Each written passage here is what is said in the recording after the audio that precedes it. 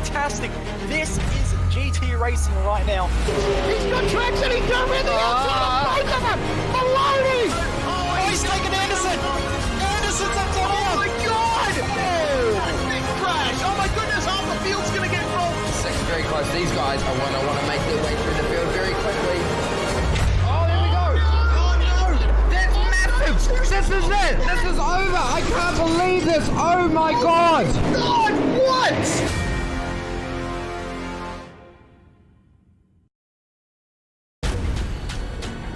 This is the original esport racing game. This is iRacing.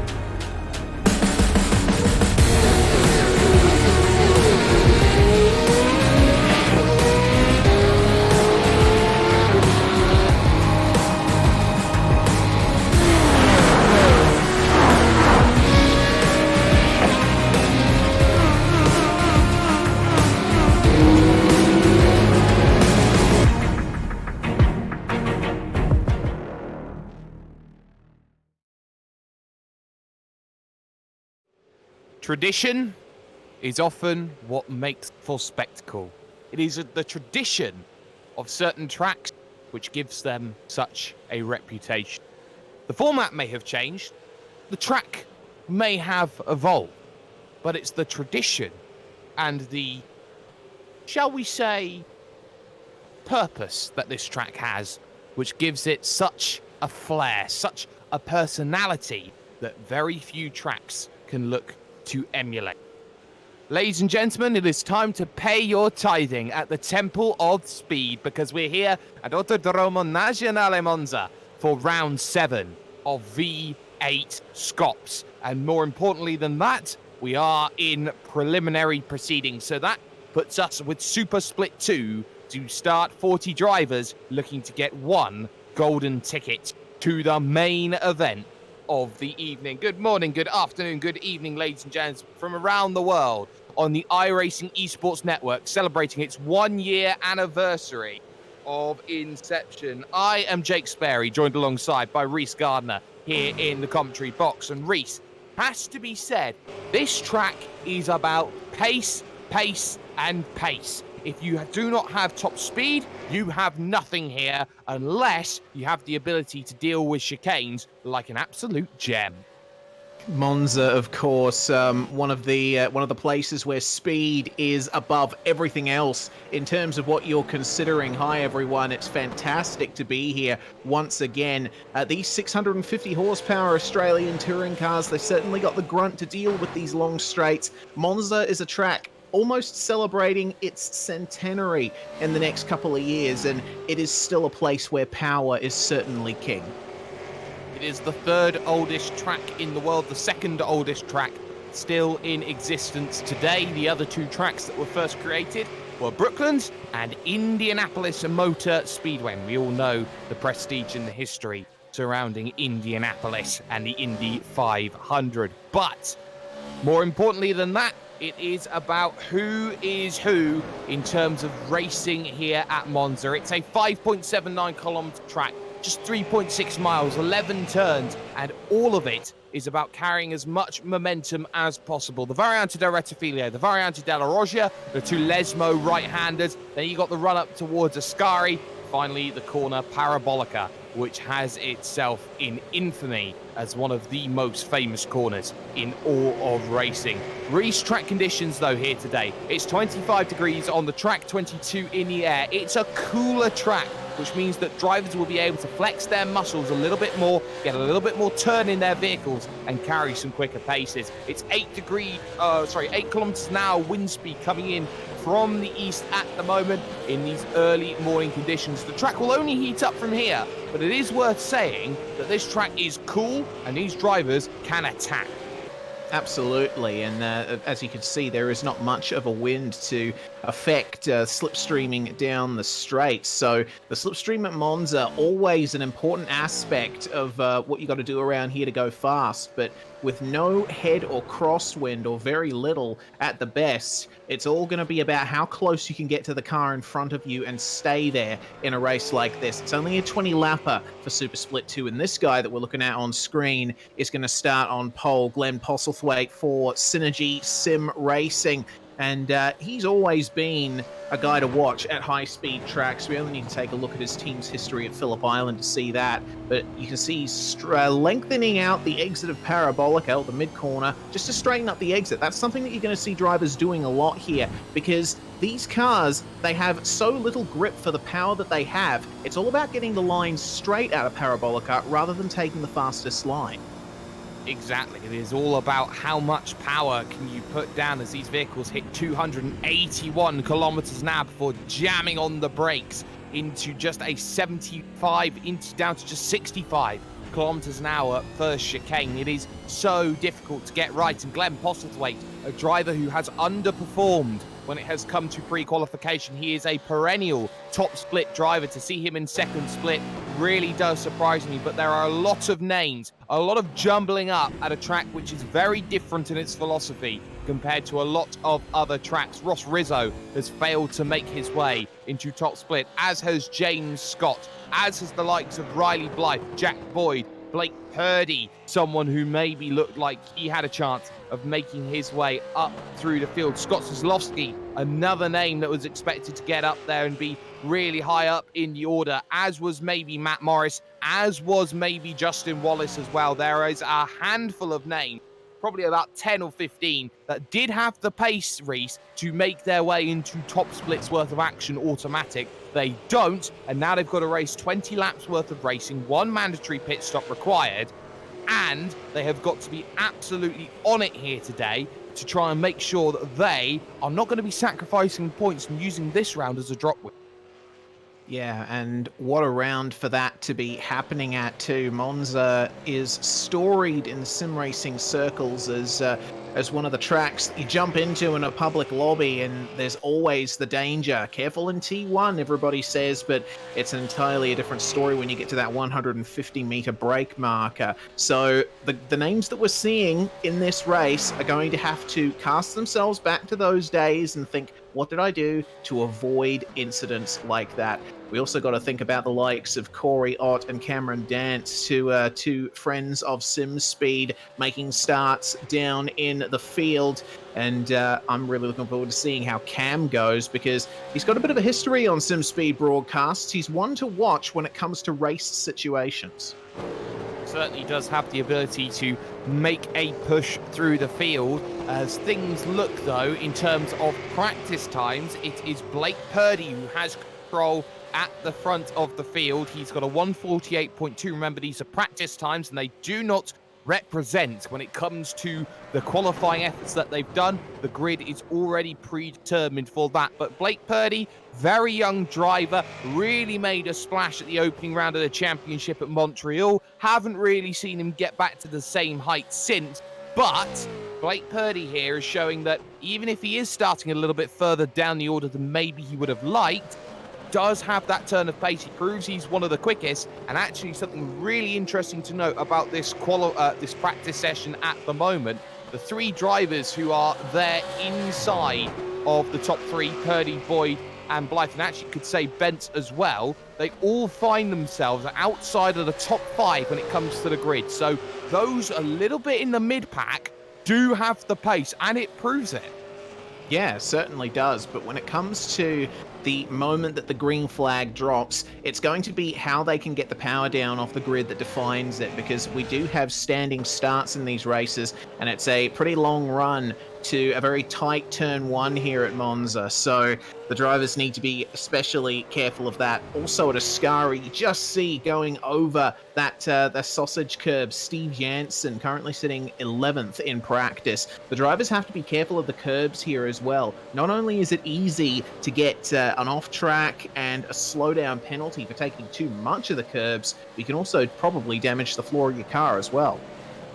Certainly can, and this is a track where fuel usage is probably the most important this season. You spend probably about 75% of the lap on full throttle. So you need to make sure that you are saving as much as possible, which means there is another category that drivers will be looking to get very early on, and that is slipstream and draft. It is that quality that gives you the chance to save that fuel, which is going to be the big game changer when it comes to not only this race, but the racing going on when we get to split one. There's a 75% fuel tank restriction. They've only got 75% of the tank to work with. When it comes to split one, they are down to just 70% for their 250-kilometer race. It will go by in the blink of an eye, but more importantly than that, Reese, this is about save as much fuel as possible and even short fill the car in terms of getting a very quick stint and getting as much fuel out of the car for the car to be as light as possible and as fast as possible. Yeah, and that's what these 250k races really boil down to, in split one at least, is how far can you push those initial stints so you have a fast car at the end. Tires come into it as well. Monza is not a track where you worry about tires as much as other tracks, but these corners, an awful lot of high load ones at this Italian circuit, and those chicanes, you need to make sure you have enough rubber on your car to negotiate them effectively and cleanly. We've got 3 minutes to go in this practice session now, and I cannot wait. We're getting ready to see these cars thunder off the grid. And you see the lines that they're taking through the Ascari chicane. Interesting how stable some of those guys are.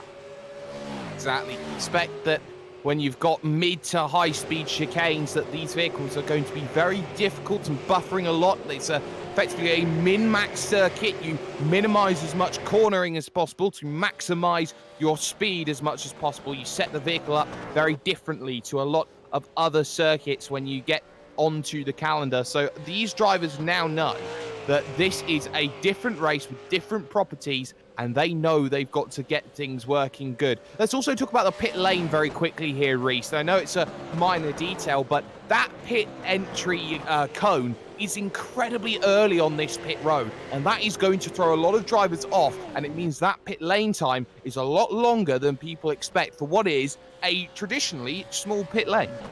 Yeah, exactly. Of course, Monza, being the old circuit that it is, it tends to keep a smallish area for the pits, but you are right. You can see it on screen at the moment. That's exactly where the entry cones are, and it's easy to get caught up in another person's incident when they slow down for those, because you're just coming off the racing line in these cars. Remember, they stick narrow out of Parabolica, so if you go into the pits, you obviously need to brake early because these cars are so heavy, you could cause some mayhem.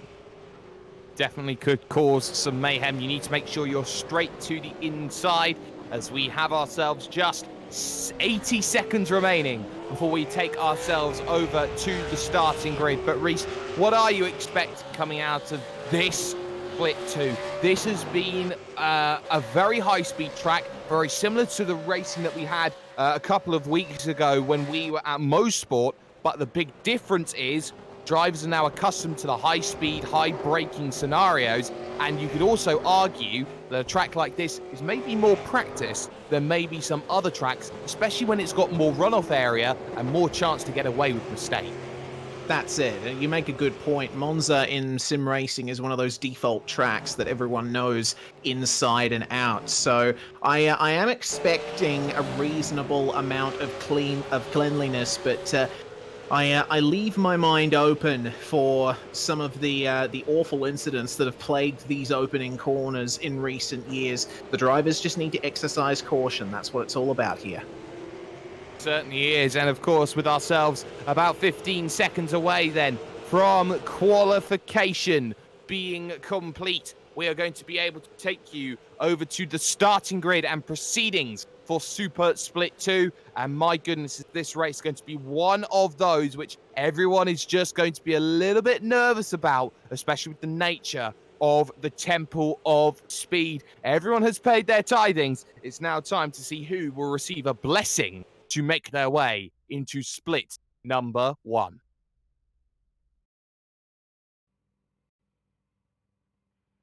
And on pole position, Glenn Postlethwaite will hold that honour of being at the front. James Scott will be alongside for Evolution Racing Team. Gary Cooper and Mr. CPR, Paul Jones, will start from 4th. Ross Rizzo starts this one from 5th with Blake Purdy alongside. Scott Soslovsky and Benjamin Smith are on row 4 with Ben Christensen and Luke Page rounding out 10.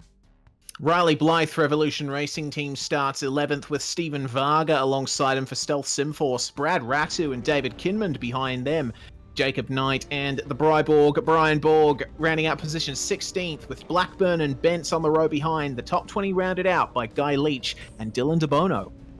Joao Caroni is playing blackjack with Greg Sharp in 22nd. Matt Morris and Jack Boyd are on row 12. Expect movement from them. Jamie McKnight and Todd Parks. Then on row 13, Corey Ott, Justin Wallace, Benito Montalbano and Robert Hooper make row number 15. Rest of the grids are on your screen, but we are very close to the start of proceedings. They have themselves not long to grid up, or they start from pit road. Lights on, lights out, and let's get ourselves underway. Postlethwaite with a stormer, a shocker from the second row. That's Gary Cooper now as they thread 3 wide. Ross Rizzo, no, it's go, contact, 4 wide. They're going to go now into turn number 1 as Blake Purdy makes the dive down to the inside. Bit of contact, he'll go straight on. Got to go careful. They give themselves enough room and they survive. More contact in the middle as now round goes Gary Cooper. He finds himself in the gravel and disaster at the start. My goodness, I mean, fair enough. I mean, Gary Cooper being the only real casualty out of all of that is pretty insane. I do feel sorry for him, though. We got a car off in Curva Grand of all places. Jason Bentz round the outside there. You just saw him getting into the wall in the background. Just caught the grass on the outside. Oh, no. Bang! Contact in the middle as well. It's an ERT car. Guy Leach as well has had his own incident. Haven't quite caught who it is. It's Jamie McKnight who's turned around at the Variante della Roggia. And it is disaster as everyone now has to serve a whole lot of slowdowns because they hit the tight and twisty through the Lesmos. And there's more contact as Todd Parks gets involved and hits the same point Hamilton hit in 2012. He's on his roof, and surely a caution now has to be called because he is there and unable to move and get off the circuit. More drama in the background. It was a 3-car breakaway, but I expect a caution to come out very, very soon. Yeah, well, we're taking a look at a modem simulation replay of what happened to Joao Caroni there and possibly stay with it because more happened between the 2 Lesmo corners. Todd Parks being the ultimate worst player out of all of them, not coming off well. Safety car is called, and that's what happened to Parks there. Corey Ott driving off there to the left of screen. I'm not sure what role he played in that incident. Well, a massive incident. Everyone antsy on lap number 1 and having a very tight and very technical turn 1. Everyone was just trying to make positions early, and when you're fighting just for a victory, every position matters, and everyone is not going to give anyone a whole heap of room. The pace will slow down, and this is how the field will look then after 1 lap's completion. Glenn Postlethwaite holds his position at the front with James Scott in second. It's Ross Rizzo who's made a great run. He's got himself up to 3rd, and he's got his Trick Sim Sport teammate behind him, Scott Sislovsky. He is in 4th position. Paul Jones has dropped back 1 position to 5th. Ben Christensen for Mega Black Racing is up 3 positions into 6th place. Blake Purdy through all of that, going 4 wide into turn 1. Spread Eagle heading through the Retafilio. He is down in 7th position. Riley Blythe has gained 3 positions up to 8th. Luke Page is up 1 into 9th, and Ben Smith has dropped 2 positions down into 10th position. Matt Morris is your biggest gainer in the field at the moment. He's up 7 positions, but inside the top 20 you've got Montalbano, who's up 9 positions, and he is also joined by Justin Wallace, who he himself has found 9 positions of his own. We did say as well here, Reese, that Cam Dance was going to make positions. He has. He's got 11. Yeah, he certainly has some big gainers and losers all throughout the field. And as we were going over the positions, you saw replays of what happened through the opening corners of this race. But the safety car is out, and it's going to be a slow tour around the circuit for the next couple of laps for these guys. They've got to take a moment to recompose themselves. And the likes of Cam Dance, as they pass Todd Parks, the stricken Synergy car there, guys like Cam, they're going to have to reset and start at 110. Well, they have to remember just how good this safety car is in terms of strategy for them, because they get to tick off 3 magical laps, Reese, in terms of fuel numbers, and that is going to affect the pit stop window. So if they are able to save this fuel, save their tyres as well, this is going to mean that those who are lighter on their fuel and lighter on their tyres have a much greater advantage at this stage than those who do burn that fuel and do burn through their tyres. Exactly, and it also gives you an opportunity to reserve a bit more fuel for later on when you feel that you really need it. Of course, having to make a pit stop in this, there's not going to be much room for error in terms of a strategy. So, once again, it's another one of those big mental games that you're playing. Very much a mental game, and the top two have remained unchanged. Now, you haven't really had a hand to make things work. Postlethwaite got a fantastic start, though, and he used that to his advantage, but a good start is all for naught now because he's got to try and get the jump on his rival behind, James Scott, in the Evolution Racing Team machine. And not only that, he was in a very good position, Reese, because it was only a 3-car breakaway at the front. Now that the pack has all closed up again, that train is going to be all the way back down the field and probably will splinter around 7 or 8. So Glenn Postlethwaite knows that he's got more work to do because of that caution. Yes, indeed. It's another one of those things that you need to keep in mind at a track like Monza. You don't want to be the lead car in a train because you're the one punching the hole in the air that everyone is going for. Tiny bit of faking, or was that weaving from Ross Rizzo in the trick car? We're seeing a lot of people going for mock journeys towards the pit lane just to maybe psych out their competitors, figure out what's what. You'll see that happening all through the field, and we actually have a car entering the pit lane. Brenton O'Brien for ERT. Well, no surprises. He's got not much to lose in terms of his pit stop. Same for Corey Ott. Same for Jamie McKnight coming in, Jason Bentz and Brad Newman. We haven't seen Brad Newman too often. He's probably first time he's racing back in about 5 years or so, and his night is not going very well at all. But those 6 or 5 are going to be coming down in, getting fuel, getting tyres potentially, probably not, but getting back out. They are not losing too much in track position, Reese, but they can go further on their strategy and have a much shorter stop to finish this race as well. Yeah, exactly. That's one of the things that you keep in mind going into a short event like this. There's still room for you to make those changes to the strategy and get yourself nice and warm and toasty on your opponent's heels at the end. You see right there the amount of fuel saving that's going on in 6th gear and got the clutch in as well. That's what Mr. Postlethwaite is doing to save every milliliter he can. Lights are off on top of the V8SCOPS and the Oceanic Sim Racing safety car. We will be going green this time by pace car driver. Of course, is piloted by Simon Mazzomo, who normally finds himself in FT1 racing colours. He is driving behind the safety car, and he is doing a pretty fine job of things for the moment. So, these drivers know they've got to get a good start as they head themselves through Lesmo number 2. At what point around Parabolica does Glenn Postlethwaite go, Reese? Whenever his car has the straightest line possible towards the start-finish line and down the straight, I reckon it's going to be all about power application. And if you miss a gear change, even by a couple of tenths, that little bit of banging on the rev limiter is going to turn things around for you very quickly. Certainly is, and every driver now knows that they've got positions to try and make up. Watch out for the Exto Gaming cars. Jacob Knight and Brad Ratu are next to each other in 11th and 12th. They do have the ability to work together to freight train and make positions. Also look out, of course, for the Trick Sim Sport cars. They are both going to work together to try and get ahead of Scott and ahead of Postlethwaite, but Postlethwaite knows there is a reputation on him at the moment as they pass the junior entrance there on the outside of Ascari and make their run towards the Parabolica corner. Everything now relies on this. We're going to be back to green flag racing on lap 4 out of 20 with Synergy Sim Racing's Glenn Postlethwaite having control at the front of the field. Pace car has hit pit road, so now everything is possible to attack. You cannot overtake before the final corner. You cannot overtake before the start-finish line either. So making your way round the final corner, big wide line as well being given, trying to open up that exit, and a big hold, and he gets himself underway. Scott was too close to the rear, and as such, he drops back a good half a second as they make their charge through towards turn number 1 and back to green flag racing running. For the moment, it seems that there is a slight little weave going on. Kozlowski was completely caught out, and just a little bit further back, here comes Blake Purdy, again trying to go to the inside. Christensen giving him next to no room, but he's going to go aggressive himself on the brakes into turn number 1. Christensen slows it up, and he gets past Jones, or does he? Bang! Contact, 1 on 2 wheels, and saves it. More contact just behind.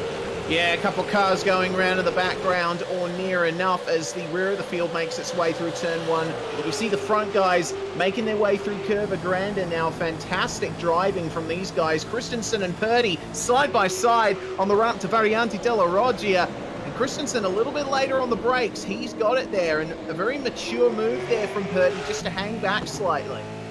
He's been uber aggressive off the starts. Does he dive it at the left move? Oh my goodness, yes he does. That's a beautiful move from Blake Purdy as he makes his way up and gets himself into the top 5 for the first time. Brilliant battling then, but Christensen will have his chance to respond. Look at Ross Rizzo though here in 3rd position, all over the back of James Scott. The top 3 have broken away once again, and Rizzo is going to try and make that push. Defended all the way by Scott on the run up to Ascari, missing the small bump on the right-hand side of the circuit. Into Ascari they go. 1, 2, and 3. Kozlowski trying to chase this all down as Postlethwaite holds control. Heavy over the anti-cut curb, and Scott was a little bit out of line there, and that's going to allow Ross Rizzo a chance to push, but Postlethwaite is going to give it all up because there's a slowdown penalty, and there is the lead now to Postlethwaite, and Rizzo's going to pounce. He absolutely is. Kozlowski into 3rd now. Scott and Rizzo side by side through Parabolica. Technically, Rizzo is able to get on the throttle a little bit earlier because the track widens up. But Scott with the straighter acceleration zone. We got Benjamin Smith off there in the background. Thank goodness for that new tarmac runoff area on Monza when they scanned it. But it is on for the lead coming into turn 1. I reckon Scott's going to have... actually, he's not. Slotting right in behind Ross Rizzo. This top 3 battle is not slowing down at all. It certainly isn't, and this means now it is a Trick Sim Sport sandwich. They are 1st and 3rd with James Scott, the filling of Evolution Racing Team. Here is Glenn Postlethwaite, though, in 4th position. Purdy 5th, Christensen 6th. Then it's Blythe, Jones, Page, and Ratu. The way that the rest of the top 10 starts to stack itself out, but middle of the pack battling as well. Dave Kinman trying to find a way past Matt Morris and trying to get on the brakes and make a move. Just in front of that, a look from Stephen Varga in the Mark 1 car. Couldn't quite find it. Huge slide on the exit though. And actually just in front of that, Blythe trying to get past Christensen and more issues.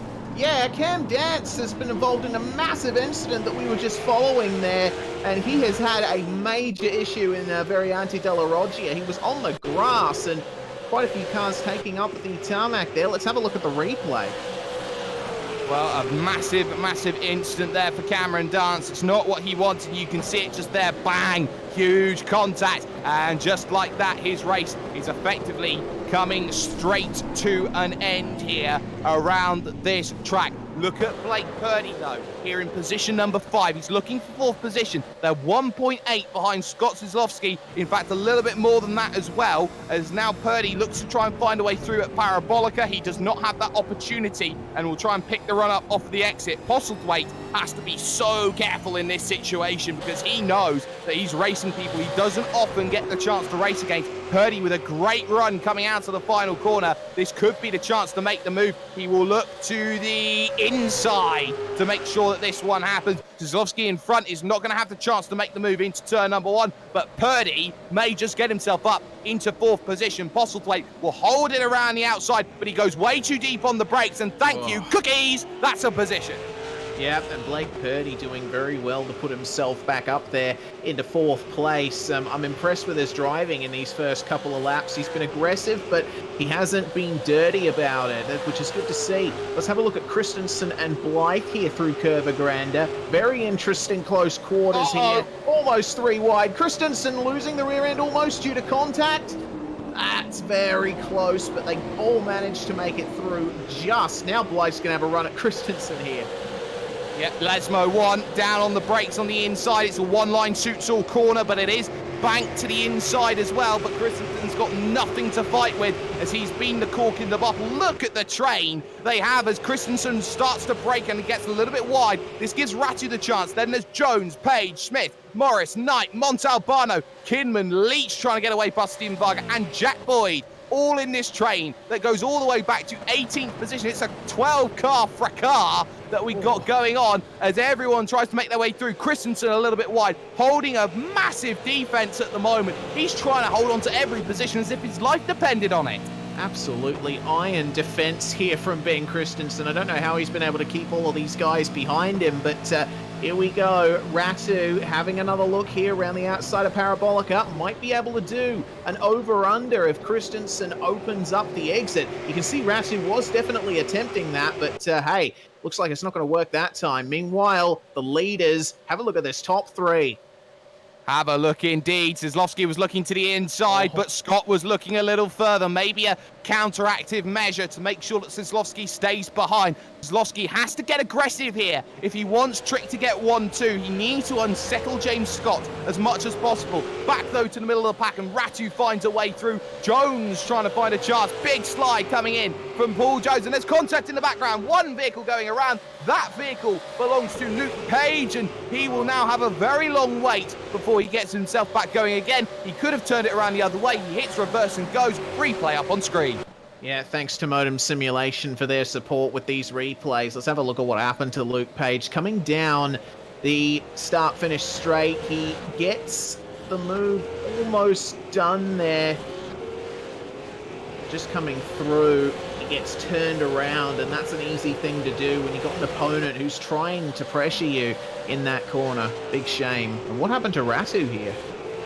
Well, Brad Ratu ultimately is still in a good position. He's there with Riley Blythe, but Matt Morris now going to try and go around the outside of Benjamin Smith. And can he get the move done? Yes, he can. He gets it done before they hit Ascari, and that's very, very crucial as he also defends that line very heavily. That's going to compromise his run through all of the corners and make their way further forward through this one. Top three remains unchanged. Purdy in fourth, Postlethwaite on an island in fifth position, but still at the moment you can see massive, massive trains going on here.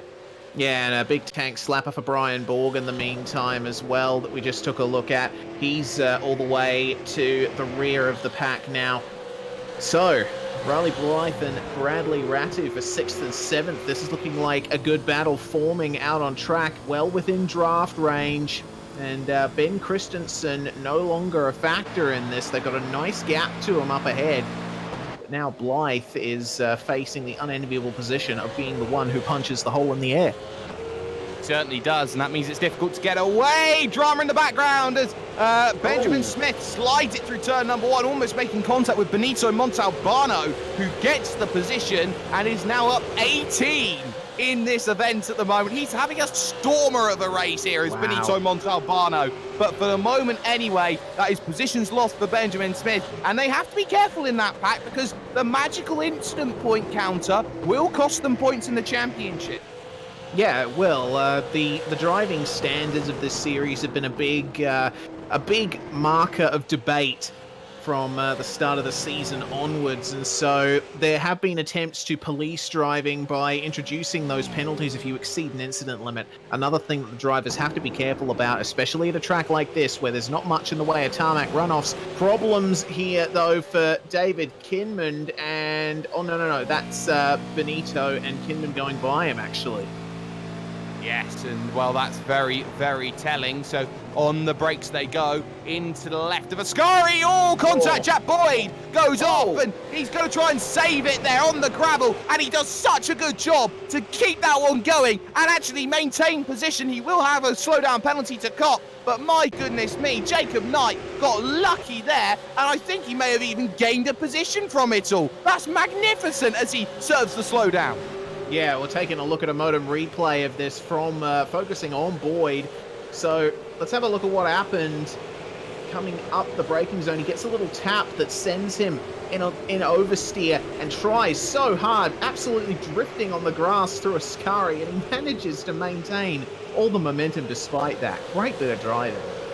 Great bit of driving mistake, though, for James Scott coming out of the Variante di Rettifilo, the opening chicane. He got too early on the power of the vehicle, the massive torque in these Australian touring cars, just spinning up the rears, and that may have given Soslovsky a half chance into the Variante della Roggia, turns 4 and 5, but no chance then on the brakes. And, well, there's just going to be that waiting game as they are ever so slowly going to have to be worried about Blake Purdy in the 4th position. 49.3s from the leaders last time by. Purdy only did a 49.4. Yes, he lost a tenth and a half, but he did a very good job of keeping himself in that buffer range where if strategy plays its hand, then Purdy can certainly strike on an undercut. He absolutely can, and we'll have to keep an eye on these guys just to see what happens.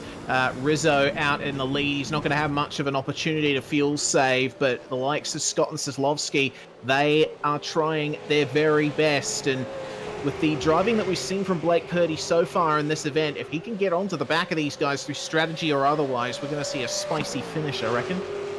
You bet we are. It's spicy enough that we got 3 vehicles split by just 0.7 of a second. The rest, well, it's all up to everybody else. Middle of the pack racing still going on very nicely at the moment. Steve Janssen is up 21 places at the moment, and his next goal is to fend off Jacob Knight. He's actually just got past Jacob Knight. So Steve Janssen is now at 22 places at the moment. Next up on the hit list is Tyler Blackburn, who's actually taken both of them in this lap, so that is going to be pretty important as far as this one goes. But we do have takers on the lane. Ratu comes in, Kinland comes in onto the lane as well, so our first pit stops are happening at the halfway point in this race. Also happening at the halfway point is a move there, or attempted one anyway. Oh, Ben Christensen trying his best to put the power down, but that was almost a long game there from Paul Jones. Have a look at how hard Christensen's defending here. Bit of contact through Curva Grande, but Matt Morris is having absolutely none of it. No, you can't shut the door on drivers there, Ben. You know that Matt Morris was going to go for that gap. You had no pace to defend through Curva Grande. 2 positions gone. There's some bang for your buck there for the likes of Paul Jones and Matt Morris to gain another position here in this one. Top 4 remain unchanged at the moment, but Blake Purdy is the man on a mission. He took 0.6 of a second out of Ross Rizzo that last time by. He's got the gap down to 1.8, and he's only 0.2 off of sneaking into draft range. Yes, indeed. And those lap times, it's a 49.1 for Purdy last time, 49.7 for Soslovsky. We're taking another look at Montalbano and Smith on the run up to Ascari here. An attempted move. This isn't an overtaking spot that you usually see, but looks to me like Kinman saw it coming. Well, Montalbano did see it coming, so Benjamin Smith able to make that through. No worries, no harm, no foul. But maybe could have the run here into Parabolica because of the nature of how deep Smith went in. Smith has to defend the line as they get on the brakes into the final corner. They are dragging along Stephen Varga in the Mark 1 car, so they've got to be careful about that. Who's a taker onto pit road? Answer is Riley Blythe decides he wants to come in. Great run out to the exit, though, seeing here from Montalbano, and actually Varga really struggled through that final corner. Got in through the section and got a big slide coming off as he tried to get the power down. Montalbano back down the inside, and can he get the move sorted at the Rettifilo? Smith's going to try and hold him around the outside, but he's got no room on that inside. Montalbano holds. Yep, and just as that happens, Smith's wheels break traction just slightly. That's not going to help his exit versus Stephen Varga. Meanwhile, this lead battle still raging on with all the intensity of a simmering soup pot, because we've got Ross Rizzo and James Scott not separated by much, as is Soslovsky. And, wow, Blake Purdy a 49.8 on the last lap, so not making as much of an inroad on these guys as last time. No, certainly not. Dropped a couple tenths. The consistency value not there for Purdy at the moment. He just needs to get his head down, and maybe consistency will come with a little bit of training and a little bit of maturity that comes along with it. He certainly does have pace and potential, it has to be said, with what Purdy is capable of doing. And actually look how close he is to the back of Soslovsky at the moment. He is within range of these leaders, and he does have that ability to get right up underneath if he can do. Varga, though, has gone straight around both drivers, as he know he's been holding off Smith, who's struggling here, and I believe that's Janssen trying to find a way through. So here comes Janssen, looking for what is 12th position, I do believe, on the outside at the moment. Steve Janssen is having an absolute flyer as he gets on the brakes as drivers start coming in. Yeah, James Scott, second place man in the pits right now. Meanwhile, that battle continuing to rage on at the exit of Parabolica. Smith versus Janssen. Smith getting the better exit and deciding to go straight for the pits for his troubles. Almost rear-ending another car, but Morrison Jones having a lot of fun out on track right now into turn 1.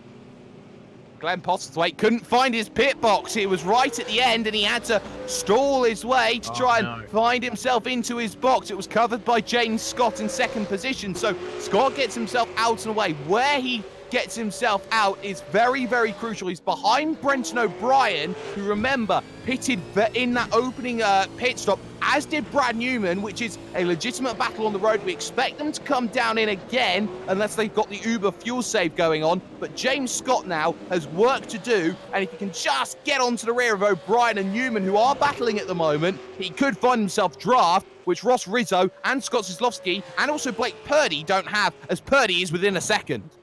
Yeah, and this is crucial for Purdy. He'll be able to make some more inroads here on Zizlowski. And really aggressive coming into Ascari. I think he's tried a bit too hard there. But thank goodness that little bit of runoff was there. But that draft has potentially been broken already. Well, he was within a second. That gap is back to where it was about 5 laps ago. So 5 laps of work gone in one corner. It happens just like that. Here's Brenton O'Brien, though. He'll go around the outside of Brad Newman, who will let the Evolution Racing Team boss go in this battle. He's not been around for too long, but he is there in the One Performance colours, so he's going to be looking to go through. Leaders do come in, though. 1, 2, and 3. Rizzo, Zizlowski, and Purdy all line astern. Matt Morris currently finds himself in 4th position. He will stay out longer, as with Paul Jones, and take the effective race lead. All right, and these guys, they've got a nice clear track ahead of them. They've got plenty of time to set quick lap times. Oh, someone missed the box?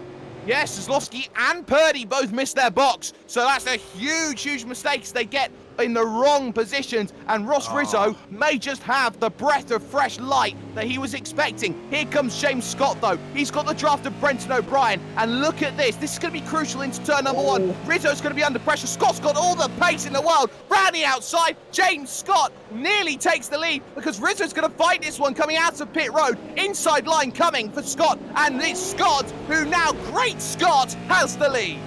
That is a great way of using the undercut as well as traffic out on this track. Fantastic demo there from James Scott, but Rizzo is not done with him here. A slight draft through Curva Grande. The fight for the lead certainly not over.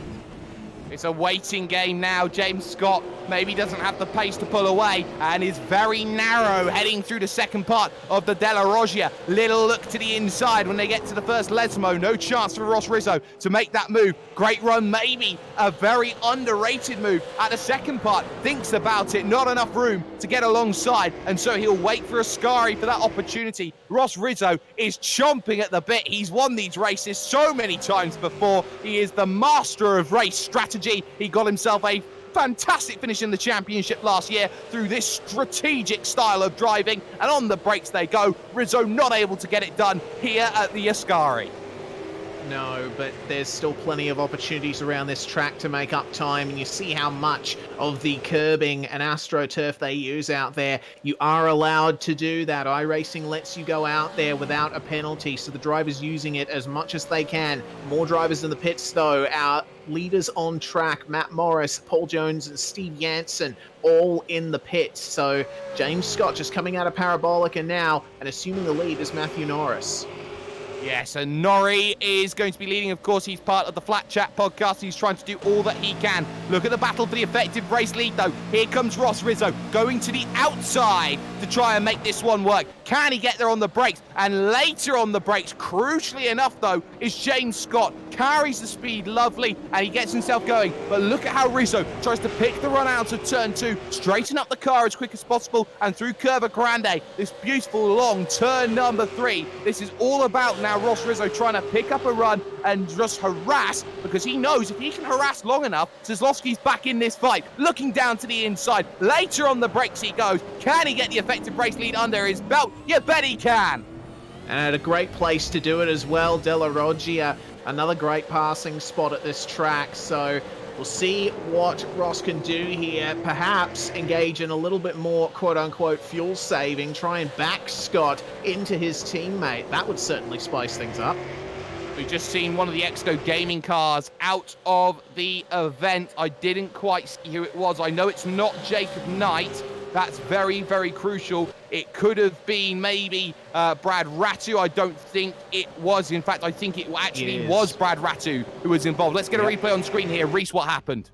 Well, let's take a look, because Ratu had already been in the pits for a short amount of time, and it happened at turn 1. So it just looks like he lost it on his own coming into turn 1. We'll take a look at what happened here on the replay. Watch for his wheels just touching the grass here, Sperry. Yeah, and he just taps that grass, and just like that, he's got everything just going wrong for him. And from there, it is all she wrote, folks, and Brad Ratu's run comes to an end. Back out on track, though, David Kinman's just found a way through on Jamie McKnight. He's got Ben Christensen there as well in terms of the scrap. So that's a scrap at the moment for 16th, 17th, 18th. Look at the leaders, though. Ross Rizzo under pressure. And look at how that strategy's coming into play. He's got his rear gunner back in Scott Kozlowski. So they've worked hard together and got themselves through. Look out for O'Brien behind, though. He's under pressure. Blake Purdy's going to be chomping to try and find a way through. He's going to be desperate to find a way through and have any chance of a race coming through. But look at Scott, though. He's going to move now to the outside to try and make this move here on Ross Rizzo. Rizzo, I think these two are dead even in terms of pace, and it's all about how they defend each other from now to the end, with Norris due to stop.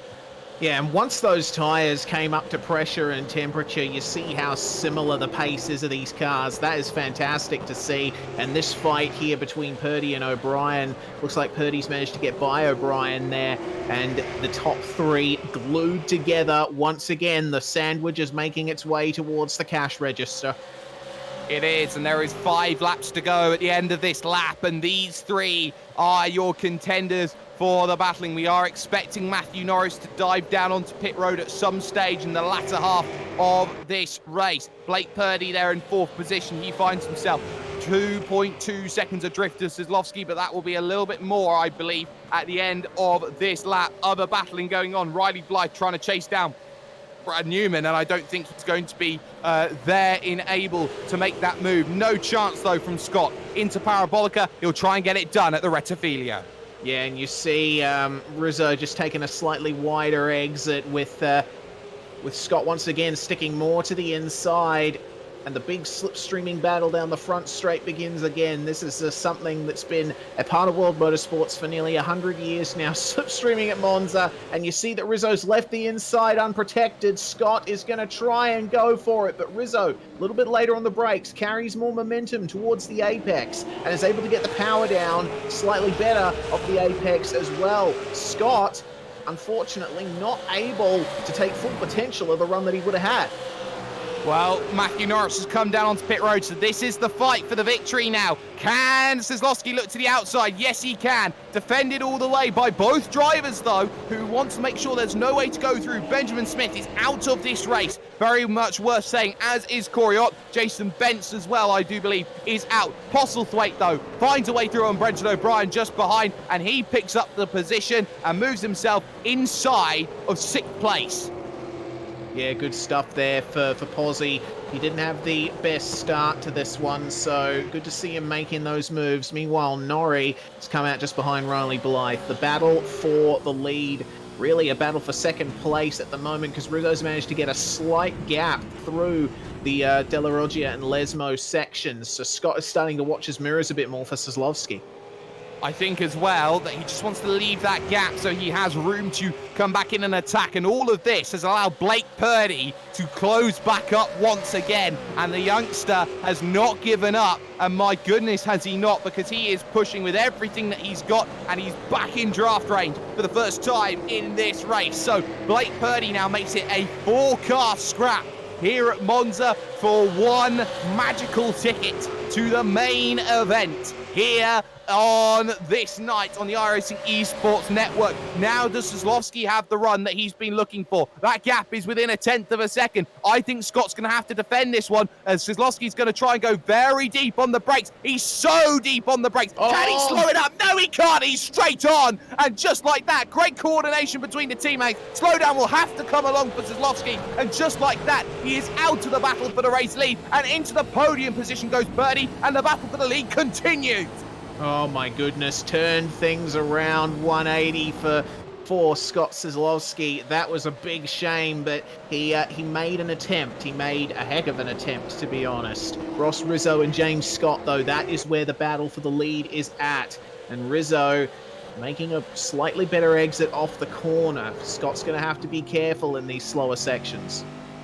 It's Ross Rizzo who's just pacing these slower sections at the moment, giving himself just enough of a run when it comes to the straights, and that is all the difference making that there has to be in terms of these final stages. Other battles, got Paul Jones battling Liam Wilde, and he's actually just made his way through. That was the position change for 12th position at the moment. Liam Wilde is now down to just plus 19 for his day. Matt Morris under pressure as well. He's got Riley Blythe just behind. This is for 7th and 8th on the track, and Matt Morris is trying everything just to hold off Riley Blythe, who is up 3, but Morris has had a stormer today. He absolutely has. And we take a look at what happened to Brad Newman. He made a really good move coming into Della Roggia, but unfortunately Jacob Knight making contact with him there. But yeah, Norris having and Morris, for that matter, having a fantastic run today. The battle for the lead has calmed down just slightly, but we've only got 3 laps to go now when these guys have crossed the line. Let's see how things go for the top 2 here.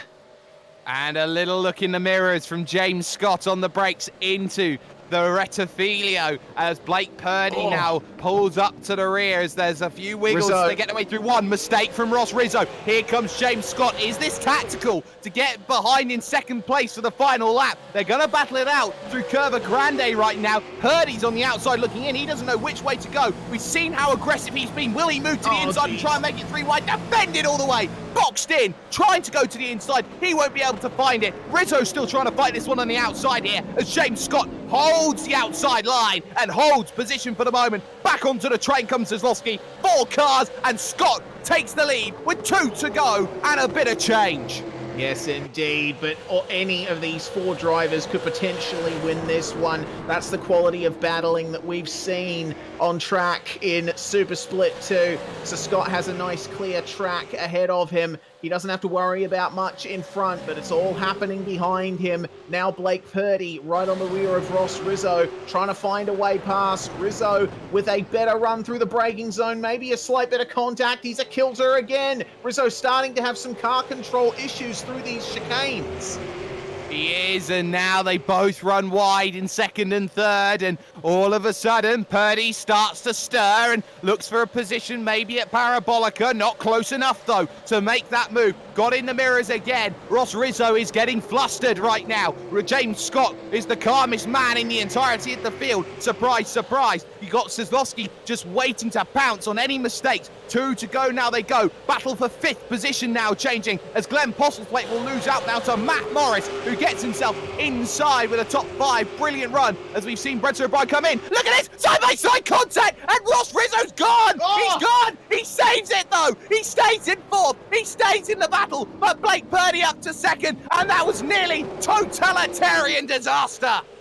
Motion simulation replay of that, and it happened in a slightly controversial manner. We're going to take a look at what happened down the start-finish straight. So Ross Rizzo moving over to block Blake Purdy, and Purdy goes for the right-hand side. Rizzo looks like he's maintaining his line, but a slight bit of side-by-side contact. Thank goodness Rizzo was able to recover that.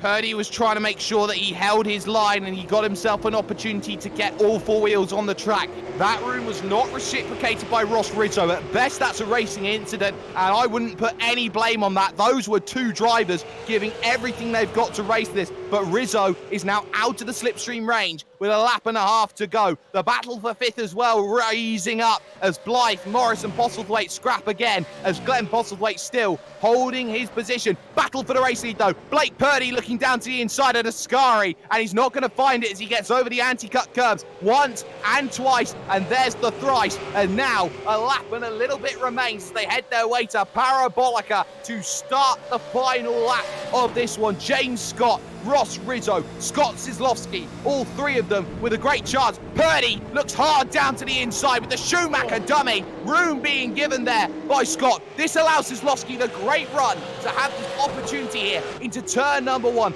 Can he get this sorted? But again, James Scott's got a good run. Heavy defensive, all four wheels over the white line, trying to defend the inside line. Purdy moving to the outside, trying to get a magical ticket into the main event. Now can they get there on the brakes? In they go into turn number one. The Rettifilio, well scouted, well defended by Scott, but he runs slightly too deep. He's got no run off for the exit, and this is all going to be Purdy as they head their way to the Della Roggia. Curva Grande though comes next though, and they've got to try and make this run and get as much draft as possible. Matt Stratford is out of this race in the dying moments, and that's a shame for him. But look at this, here comes Purdy. Is there room on the inside? Yes, there is. Room being given, and can he slow it up on the brakes? He gets down the inside, and they're going to almost come together. Room given. They're going to fight this one side by side. Big wiggle though on the outside, and it's going to allow Cislovsky up into second instead of a move into first. Big dive. He gets it though, but runs wide on the exit, and they're scrapping amongst each other now. And Scott's going to have the chance to break away, are they? Side by side into the second Lesmo. Contact, and there goes Cislovsky's chance now. And surely, with all that battling, Scott can run for the hills. He's got himself about 7 car lengths now in terms of this one as they make the run up towards the Ascari chicane. And now Blake Purdy has maybe pushed his final chip. He's maybe a little bit too brave. Does he go for the Freddie Rasmussen move at Sim Racing Expo and make the big last gasp lunge as he did on Jack Sedgwick? Now for Blake Purdy, he knows he's got one chance left. James Scott has just driven ahead above water. He's been calm and serene, and on the brakes into Parabolica. Is there any last chances remaining? You bet there are not. As they round the final corner, James Scott, great Scott. He's done brilliantly in this race to hold on, and he moves to the main event in a dynamite race here at Monza. What a way to start off the night. If this is what we're getting already, then Split 1 is going to be fantastic. Modem simulation replay of just what happened to Glenn Postlethwaite. Very unfortunate for him. We saw that while everything was going down for the lead, and it looks like he just caught the grass and then smashed his way into the wall. Postlethwaite's night, that was just the cherry on top of a very bad tasting cake. It was, and it's a shame. It was a good run to try and get back inside the top 5, but arguably had so much pressure on him in the final stages. This happened on lap 19 with a lap and a little bit to go. I didn't quite catch it, but coming out of Ascari where he has struggled, he got one bit of a tank slapper, tried to save it the other way, but he was speared into the tyres, and that was game over. But official classified results are here in Autodromo Nazionale Monza. What a race we've just had. James Scott advances then in 40 minutes and 34 seconds, a race where every bit of driver skill had to be involved. Blake Purdy was uber aggressive all race, and he shows that he has massive potential as he finishes this one 6th up to 2nd. Ross Rizzo, though, he had control of the majority of this race, but contact with 2 laps to go, and that effectively ended his run. He finishes 3rd. Cislovsky has dramas on the last lap into the 2nd Lesmo. That one ends his one in 4th. Matt Morris gets a storming top 5 finish, starting from 23rd. Riley Blythe gets 6th. Brenton O'Brien played the fuel game perfectly, came in early off of the lap 1 caution, and didn't need to pit again. He finishes in 7th position, with Ben Christensen in 8th. It was a respectable climb from David Kinman from 14th up to 9th, but Jones unfortunately slipping back to round out the top 10. Still a good finish, though. Jacob Knight finishing in 11th with Liam Wilde from 32nd to 12th. And Stephen Varga finishing more or less where he started, 1 position behind. Steve Jansen from 37th to 14th, an excellent run from him. And Wallace and Blackburn rounding out the top 16 with more eventful drives. Robert Hooper got 13 of his own. He was up to 17th. Jamie Stovald was the last driver in this 39 car field. He managed to pull away up into 18th position in the Mega Black racing car. Benito Montalbano, he was up as high as 12th position at one stage in this race. He falls back though to 19th, but still a gain of 10 positions. Gary Cooper did not have a great drive in the 420. He blazed backwards into the 20th position after starting on the second row. Brad Newman gets 21st with Jamie McKnight in 22nd. Guy Leach will have 23rd in the 46, and it is Hayden Veld who gains 7 in 24th.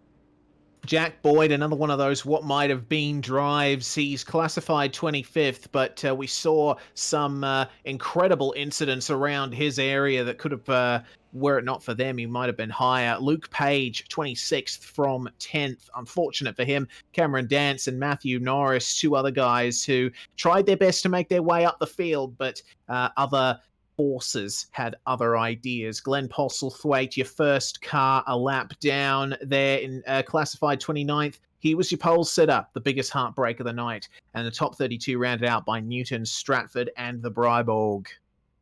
Yes, and it is a graveyard for those otherwise. Jason Bentz got caught up on the curbs at the Della Roggia. Brad Ratu had his incident at turn 1. Benjamin Smith was all over the place. Corey Ott getting involved in a few incidents here and there, as did Greg Sharp, Jaya Caroni, and Todd Parks round out the field of this race. And it's a shame to see those drivers out so early. But we're going to step aside here for one moment on the iRacing Esports Network here with SimSpeed TV, because we are going to get the fallout from Super Split 2 as we make our way to the main event and the night's racing, the 250 here at Monza.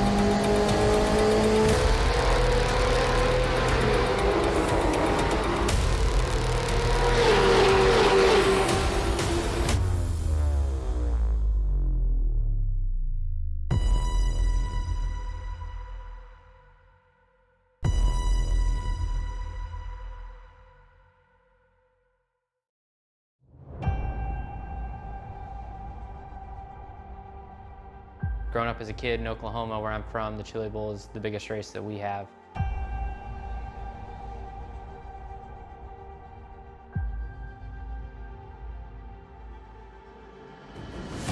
The Chili Bowl has kind of been my favorite race of the year.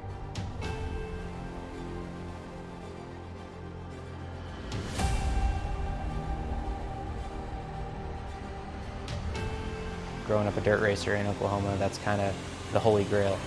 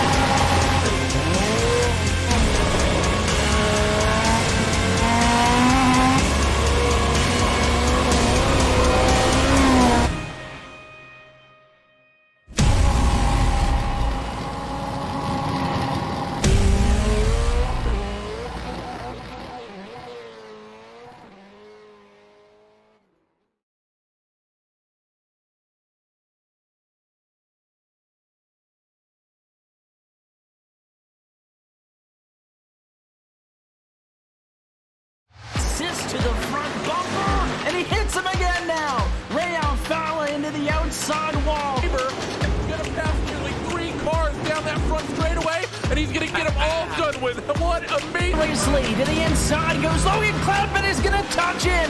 Pit press. saved it. What a save. Look to the outside, and Trunkgate goes off. De Jong into second place. Going for the switchback. Oh, pinpoint driving. It's howling down to the inside. I tried, there's contact though. Slide left to the racetrack. Chris Renner drives it back down underneath, and he takes that second spot right back. Joker goes to Garrett Lowe. Garrett Lowe should take victory with all that contact. He's going to try and make the move around the outside the parabolica. That's not going to work, but he's going to try and get the cut back here. Get the run out the parabolica. That's beautifully done there. Makashube, there's a little bit of door banging as well.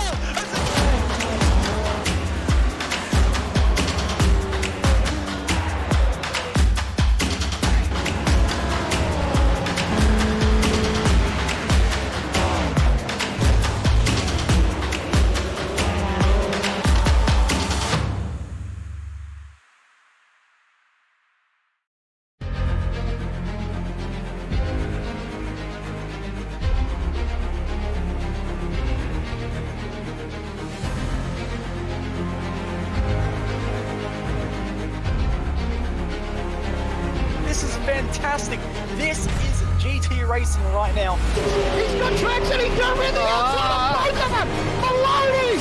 Oh, he's taken Anderson. Anderson's up top. Oh my God! Oh, big crash! Oh my goodness, half the field's gonna get rolled. Second very close. These guys are want to make their way through the field very quickly. Oh, there we go. Oh no! That's massive. This is it. This is over. I can't believe this. Oh my God. God, what?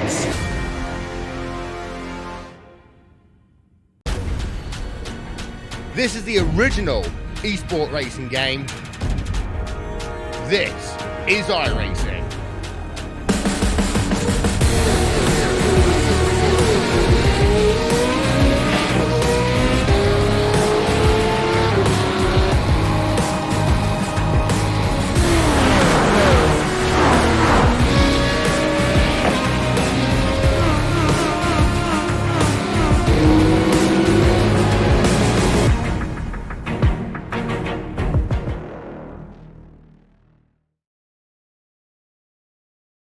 Welcome back, ladies and gentlemen, to V8SCOPS here on the iRacing Sports Network, brought to you by CPR Car Parts and Design, as well as, of course, as West End Mazda.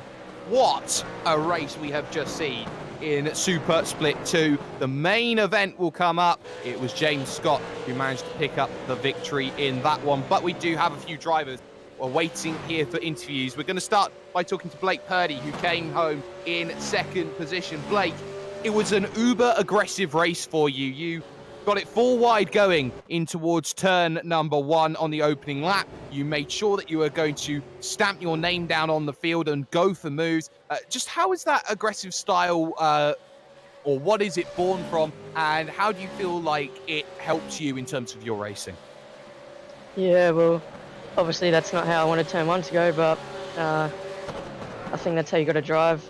You got to drive aggressively to get through the field to make up the spots, and yeah, I think that race went really well. So, yeah. Let's talk about the middle portion of the race. You were trying to chase down the leading pack. You dropped a couple of seconds through a couple of mistakes here and there, but managed to fight your way back through. Just how important was it just to continue to bring through just a consistent pace to try and get back to the main pack?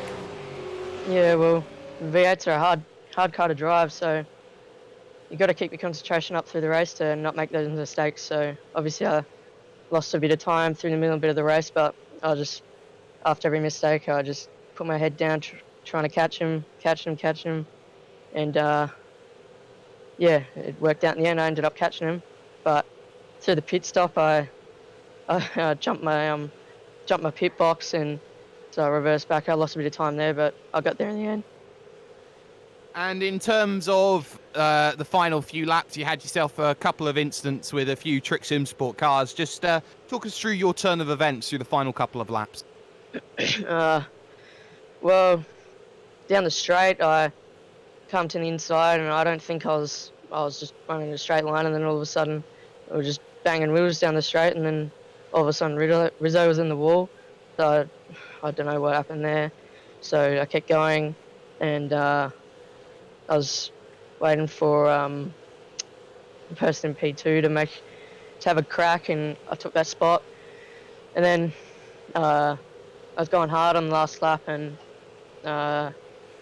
went back to third, and then going into the right-hander, I made contact with the guy in second, and he went off. So I don't know what happened there either. I was just running my line, and yeah. So then, yeah.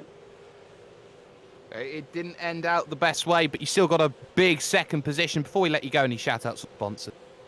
Yeah, obviously just Pursuit Sim Sports have helped me so much through the season. I got my real life sponsors, Nippies, and karting, so may as well shout them out, and anyone else who helped me out. Well, no worries at all. Blake Purdy with a monster drive to get to second. Someone who didn't have as much fortune on the other end of that incident was Ross Rizzo. He's standing by with Reese Gardner. He certainly is. Ross, welcome to the commentary box once again. It was ups and downs for you all through that, but let's focus on that first lap and those first couple of corners after the safety car ended. How was it from your perspective? Because it certainly looked hectic from up here. Oh, I was so excited with how well the car got off the line, and then I don't know how many cars abreast we were going into turn one, but I was hoping we wouldn't become, a classic turn one Monza statistics, but it looks like we got all through okay. At least we did. Not sure what happened in the background, but had to commit to something. I saw some space on the outside, so I just went for it and pulled through just fine. Pozzi had a really good restart. And it was actually interesting watching his line trying to optimize the traction, so I was able to kind of anticipate that he was going to go very, very soon, and then followed him pretty well off the restart and things like that, and was just able to keep the pressure on for the remainder of the race. I think Pozzi picked up a slowdown, which really fizzled things out, but I think the race had plenty of spice as it did. Yeah, certainly, and over those last few laps, obviously we've heard Blake's perspective on the incident between you and him, but what about you? Certainly high stakes colliding at speeds like that. Yeah, well, I've asked the stewards to investigate the track limits, because as far as I'm aware, that white line dictates the limits of the track, and then Blake trying to follow that white line after he's gone over it has wiped him across the front of my nose. But we'll let the stewards speak about that, but unfortunately after the contact there was no way I was going to be able to get back to the front after leading so much of that race, so I'm absolutely gutted about that. But it was such a brilliant race to be a part of. There was amazing side-by-side battling in that, and that was an absolute thrill, so I hope it was a spectacle for you guys to call and for the spectators to watch.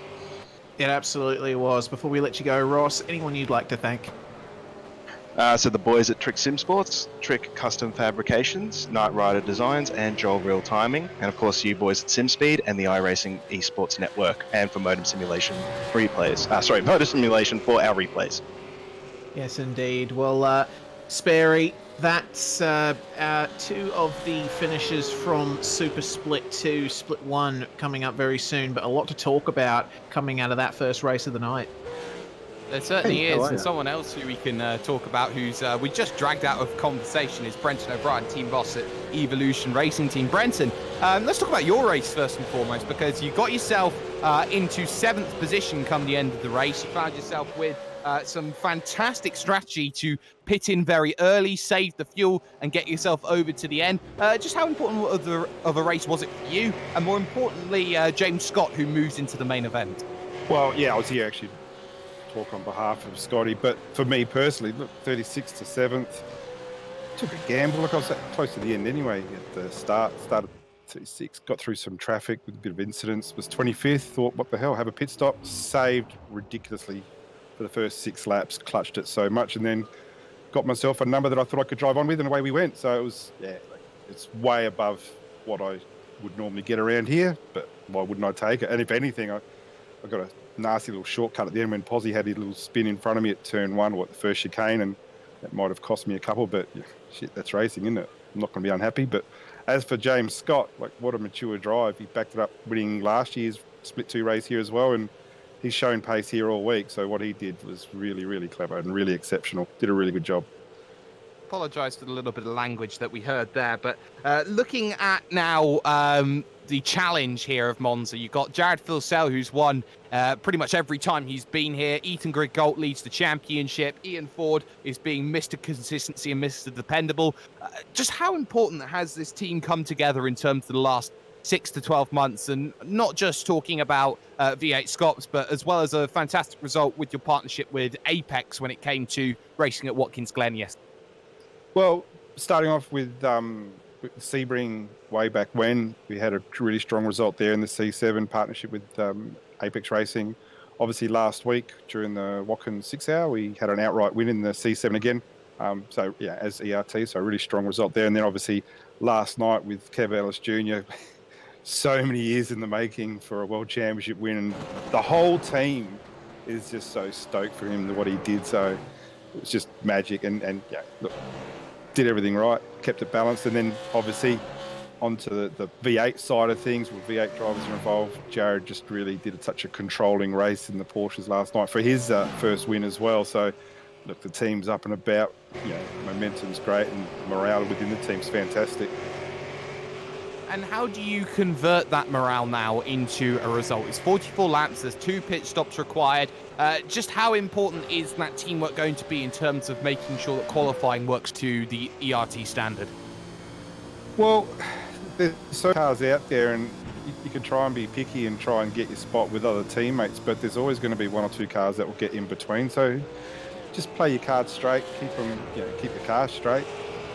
If there's an opportunity, take it. Don't try to work 3-4 on a train. It doesn't generally work. If you go 2 up, someone's going to have to bite the bullet the first time round and see how we go the second time. But yeah, that is one of the challenges, isn't it? Like, I think the car's got better race pace than it does quali pace. Really, really narrow pit window here for strategy. So, let's just see how we go. Well, we will see indeed. Brenton O'Brien finished 7th, but he's got a few friends who are getting up in towards the main event. Reese, we've had a lot of interviews. There are a lot of fallout coming out of Super Split 2, but heading into the main event here, this 250 that we're heading into, tank slightly reduced. Racing speed now has to be vitally important. They've seen the spectacle that's been put on by those just a little bit below them on the grid. Now these drivers have to work out, if we can qualify well, then my goodness, we've got to put on a very good race. Absolutely, and in terms of the track conditions we're seeing in the practice session right now, it is a bit hotter. 24-degree air temp, 42 track. We've still got low winds coming from the northeast of about 7 kilometers an hour. So the sun well and truly out for this one, and a little bit more understeer for the drivers to cope with. That little bit of understeer is just going to prove to be very difficult, as I've just caught an eye on David Sanford, who was struggling to get the car stopped and turned in to the Variante del Rettifilo. And we've seen how on that opening lap, drivers were trying to get aggressive. It is not the widest circuit in the world. There are wider. You can push it 4 wide. You can push it 5 wide if you're brave, but you don't often try and do so. And what we saw in Split 2 was the fact that drivers were willing to go out there and be aggressive, with much bigger championship points on the line, and how we've been seeing starts going in this series at the front of the field. How important will that start be, and how aggressive do you be in the early stages of a 44-lap race? Exactly, and that number, 44 laps, is the main number everyone should be keeping in their heads. It's a long race. This is the regular format we have at V8SCOPS, of course. Official name of this event, the West End Mazda Monza 250. So the drivers do have to be careful coming into those first turns, and there will be a change in mentality required. If you're not going to change your mentality from a true sprint to almost a semi-endurance aspect, then you're going to make life difficult, not just for yourself, but for the guys around you too. Let's talk championship for the moment. It is Ethan Griggolt in control, but by pretty much pennies and spare change at the moment. It is just a 27-point lead at the top of the championship over Jared Filsell.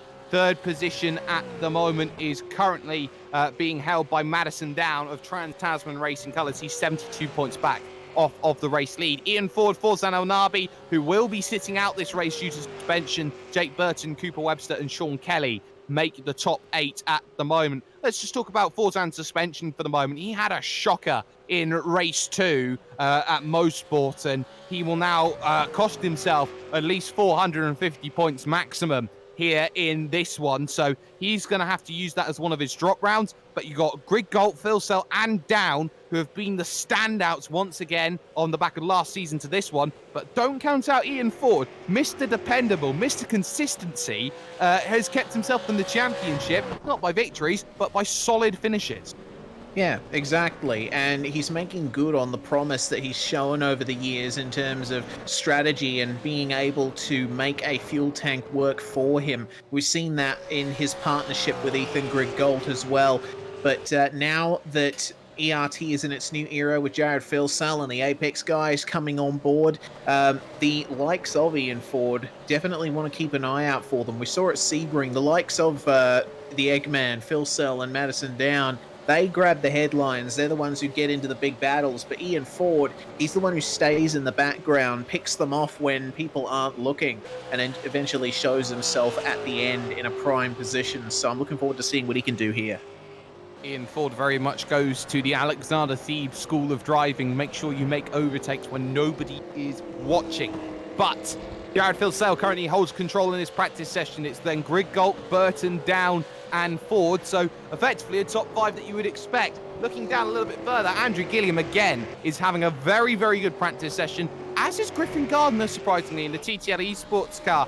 He has had himself a very, very solid practice session at the moment, and if he can just translate that form in towards racing, then he's going to be in a very good position, because it is fair in saying that TTL needs someone to rise up and become a leader, and ultimately this might be the race where they have to say, well, this is where we put all the eggs in one basket. Yeah, TTL's been in a difficult situation over the last 12 months. You know, they were once the guys that were consistently up there with Trans-Tasman and ERT challenging for victories and championships, but they've been on a bit of a downturn recently. Yeah, they've had flashes of brilliance with the likes of Hampstead and Maloney, but unfortunately it hasn't gone their way in terms of results over the last few rounds. So Griffin going up as high as he is, it'll be interesting to see how he does. It will be very interesting to see how well he does, and this is very much a shake-up race where anyone who is anyone does have that opportunity to get through. Altus Esports looked fantastic in pre-qualification. Ethan and Dane Warren really put themselves up at the pointy end. Ethan Warren was the one who put all the surprises in terms of one-lap pace. How will that change in? Emily Jones had a fantastic run in her qualification. She got herself inside the top 15 for the first time this season in pre-quali. On top of that, a whole host of drivers who don't often find themselves in this position. Ian Bird is one of them. Christopher Kessie is another, likes of Job Stewart as well, making their ways up into the top split. They have found themselves there through good work, as has Scotty Briscoe as well, making his debut here in top split racing. But that is practice all but done. We now head over to qualifying. It's 20 minutes, open season, which means that everyone will be racing against each other.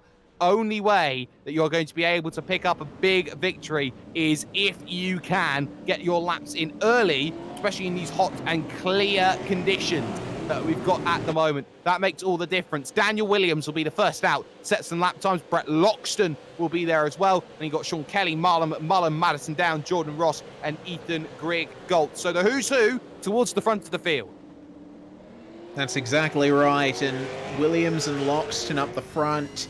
Got an entire track to get themselves in line. You can see Williams already letting Loxton by because he knows how important the draft is going to be on these laps, and everyone's just trying to find space.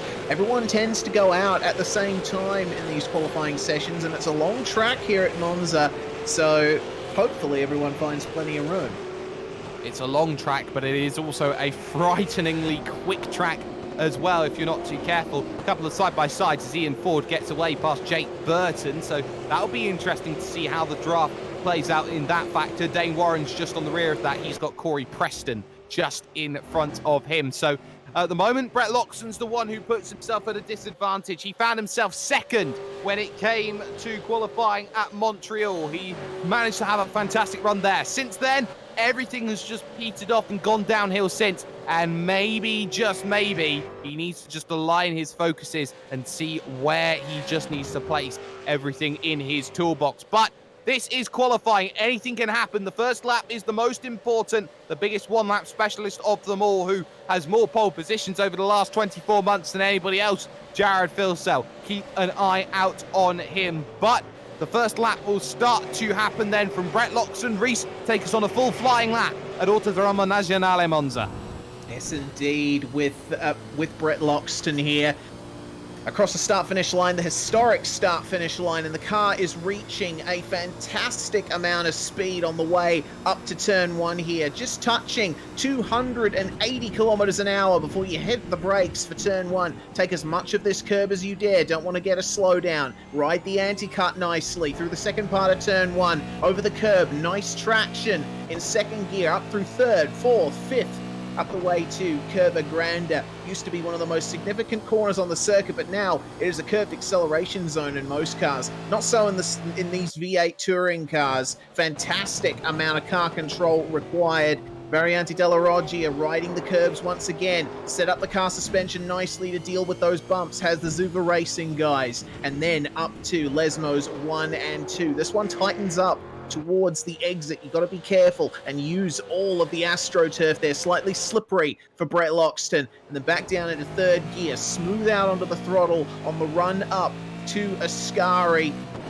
And this is one of those old ancient sections of the circuit. This place grew out of public parkland. These former access roads turned into racetrack. And this is the Ascari chicane. Another attempt to slow the cars down. So much taken by Brett Loxton on those curbs. Riding it incredibly nicely. Now, it's just the run up to Parabolica to finish the lap. Another high-speed section of this circuit. Seems like the straight is never ending. 260, 270 kilometers an hour. And he's hard on the brakes, smashing down through the gears into third for the Parabolica and straightening out the wheel as much as possible, straightening out the exit, put all of those 650 horses down from the rubber into the tarmac. That is a lap of Monza in 1 minute and 49.2 seconds.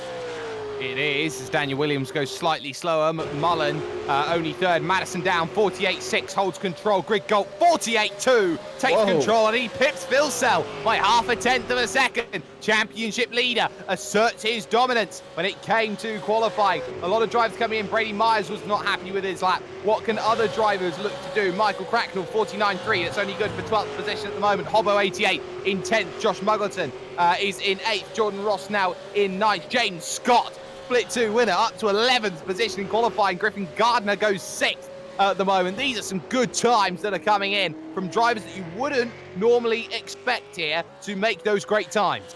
Yes, indeed. And here we take a look at Wayne Burke struggling to get the power down out of Parabolica, but he is going to complete this lap. It looks like it's going to be a low 49, mid 49 there for Wayne Burke. Puts him just outside the top 20.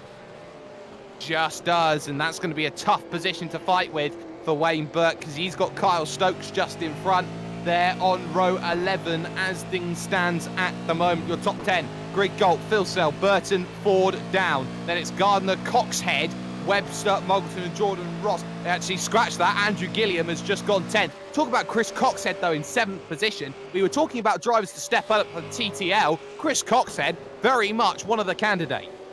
Yeah, and for V8 Sleuth Esports, as Chris Coxhead at the moment Sorry, in my that bad. 208 car. No worries, mate. And Chris Coxhead, he's been one of those guys that has been around for the longest of times and has had a close association with Australian touring cars on iRacing almost from the start. You see him every endurance season making waves with Liam Wilde in that V8 Sleuth machine, but a really good performance from him here at Monza. This is another strong track for him. Well, drivers will now dive down onto pit road and hope that there is going to be a cloud somewhere in this beautiful Italian sunshine, which there seemingly is not at the moment, as they find themselves in the area of Italy known as Monza and Brianza at the moment. So they find themselves good. Brenton Hobson, Hobbo 88 there in 12th position at the moment. John Emerson, he's doing well for the Hyperdrive team. He's there in 14th position, so he's doing a brilliant job, as we're just getting word that Emily Jones is out with technical issues at the moment, and that is going to be a disaster. If she can just get that vehicle up and going within the space of 15 minutes, or now 13 and a half, then she's going to be good to go, but she is in a world of trouble, and not through her own doing. No, certainly not. Hopefully she gets that sorted. Meanwhile, we've got drivers coming out for the second round of laps in this qualifying session. Dane Warren coming up on an ocean of cars coming into turn one. That's not a good way for him to start a lap. In the midst of all of this, he'll be getting an awesome draft, though, from his teammate just up ahead. The crucial thing is Dane Warren has not set a lap time, nor has brother Ethan, so the pair of them have to get a lap time together, and pretty quickly as well. He's got Sam Blacklock just in front of him. That's going to be crucial. Blacklock is in 20th position at the moment and pulls over to the side to allow Dane Warren the chance to go through. They missed last round at Motorsport, the Warrens did, but now they've got to really bounce back here at Monza. We've seen Dane Warren. He's already got a race win this season, his first race win in the reverse sprint race at Interlagos, but if Dane Warren wants to continue his legacy as one of the big challengers here in racing in Australian touring cars, then he's got to do it on a consistent basis, which he has not shown yet. Not quite yet, and that's been, I think, the story of Altus Esports' season in SCOPS so far. They've shown themselves to be a very strong sports car and endurance outfit, and this is their attempt to take things to the next level in terms of touring car racing, but hasn't quite been smooth sailing for them. Let's see what Warren can do here, though, into Parabolica. Is he going to commit to this lap, stay out for another one, or go on into the pits and try again? They've still got half of the session to go. He is staying out, and it's looking like it's not going to be a bad lap time either. 48.4, nice.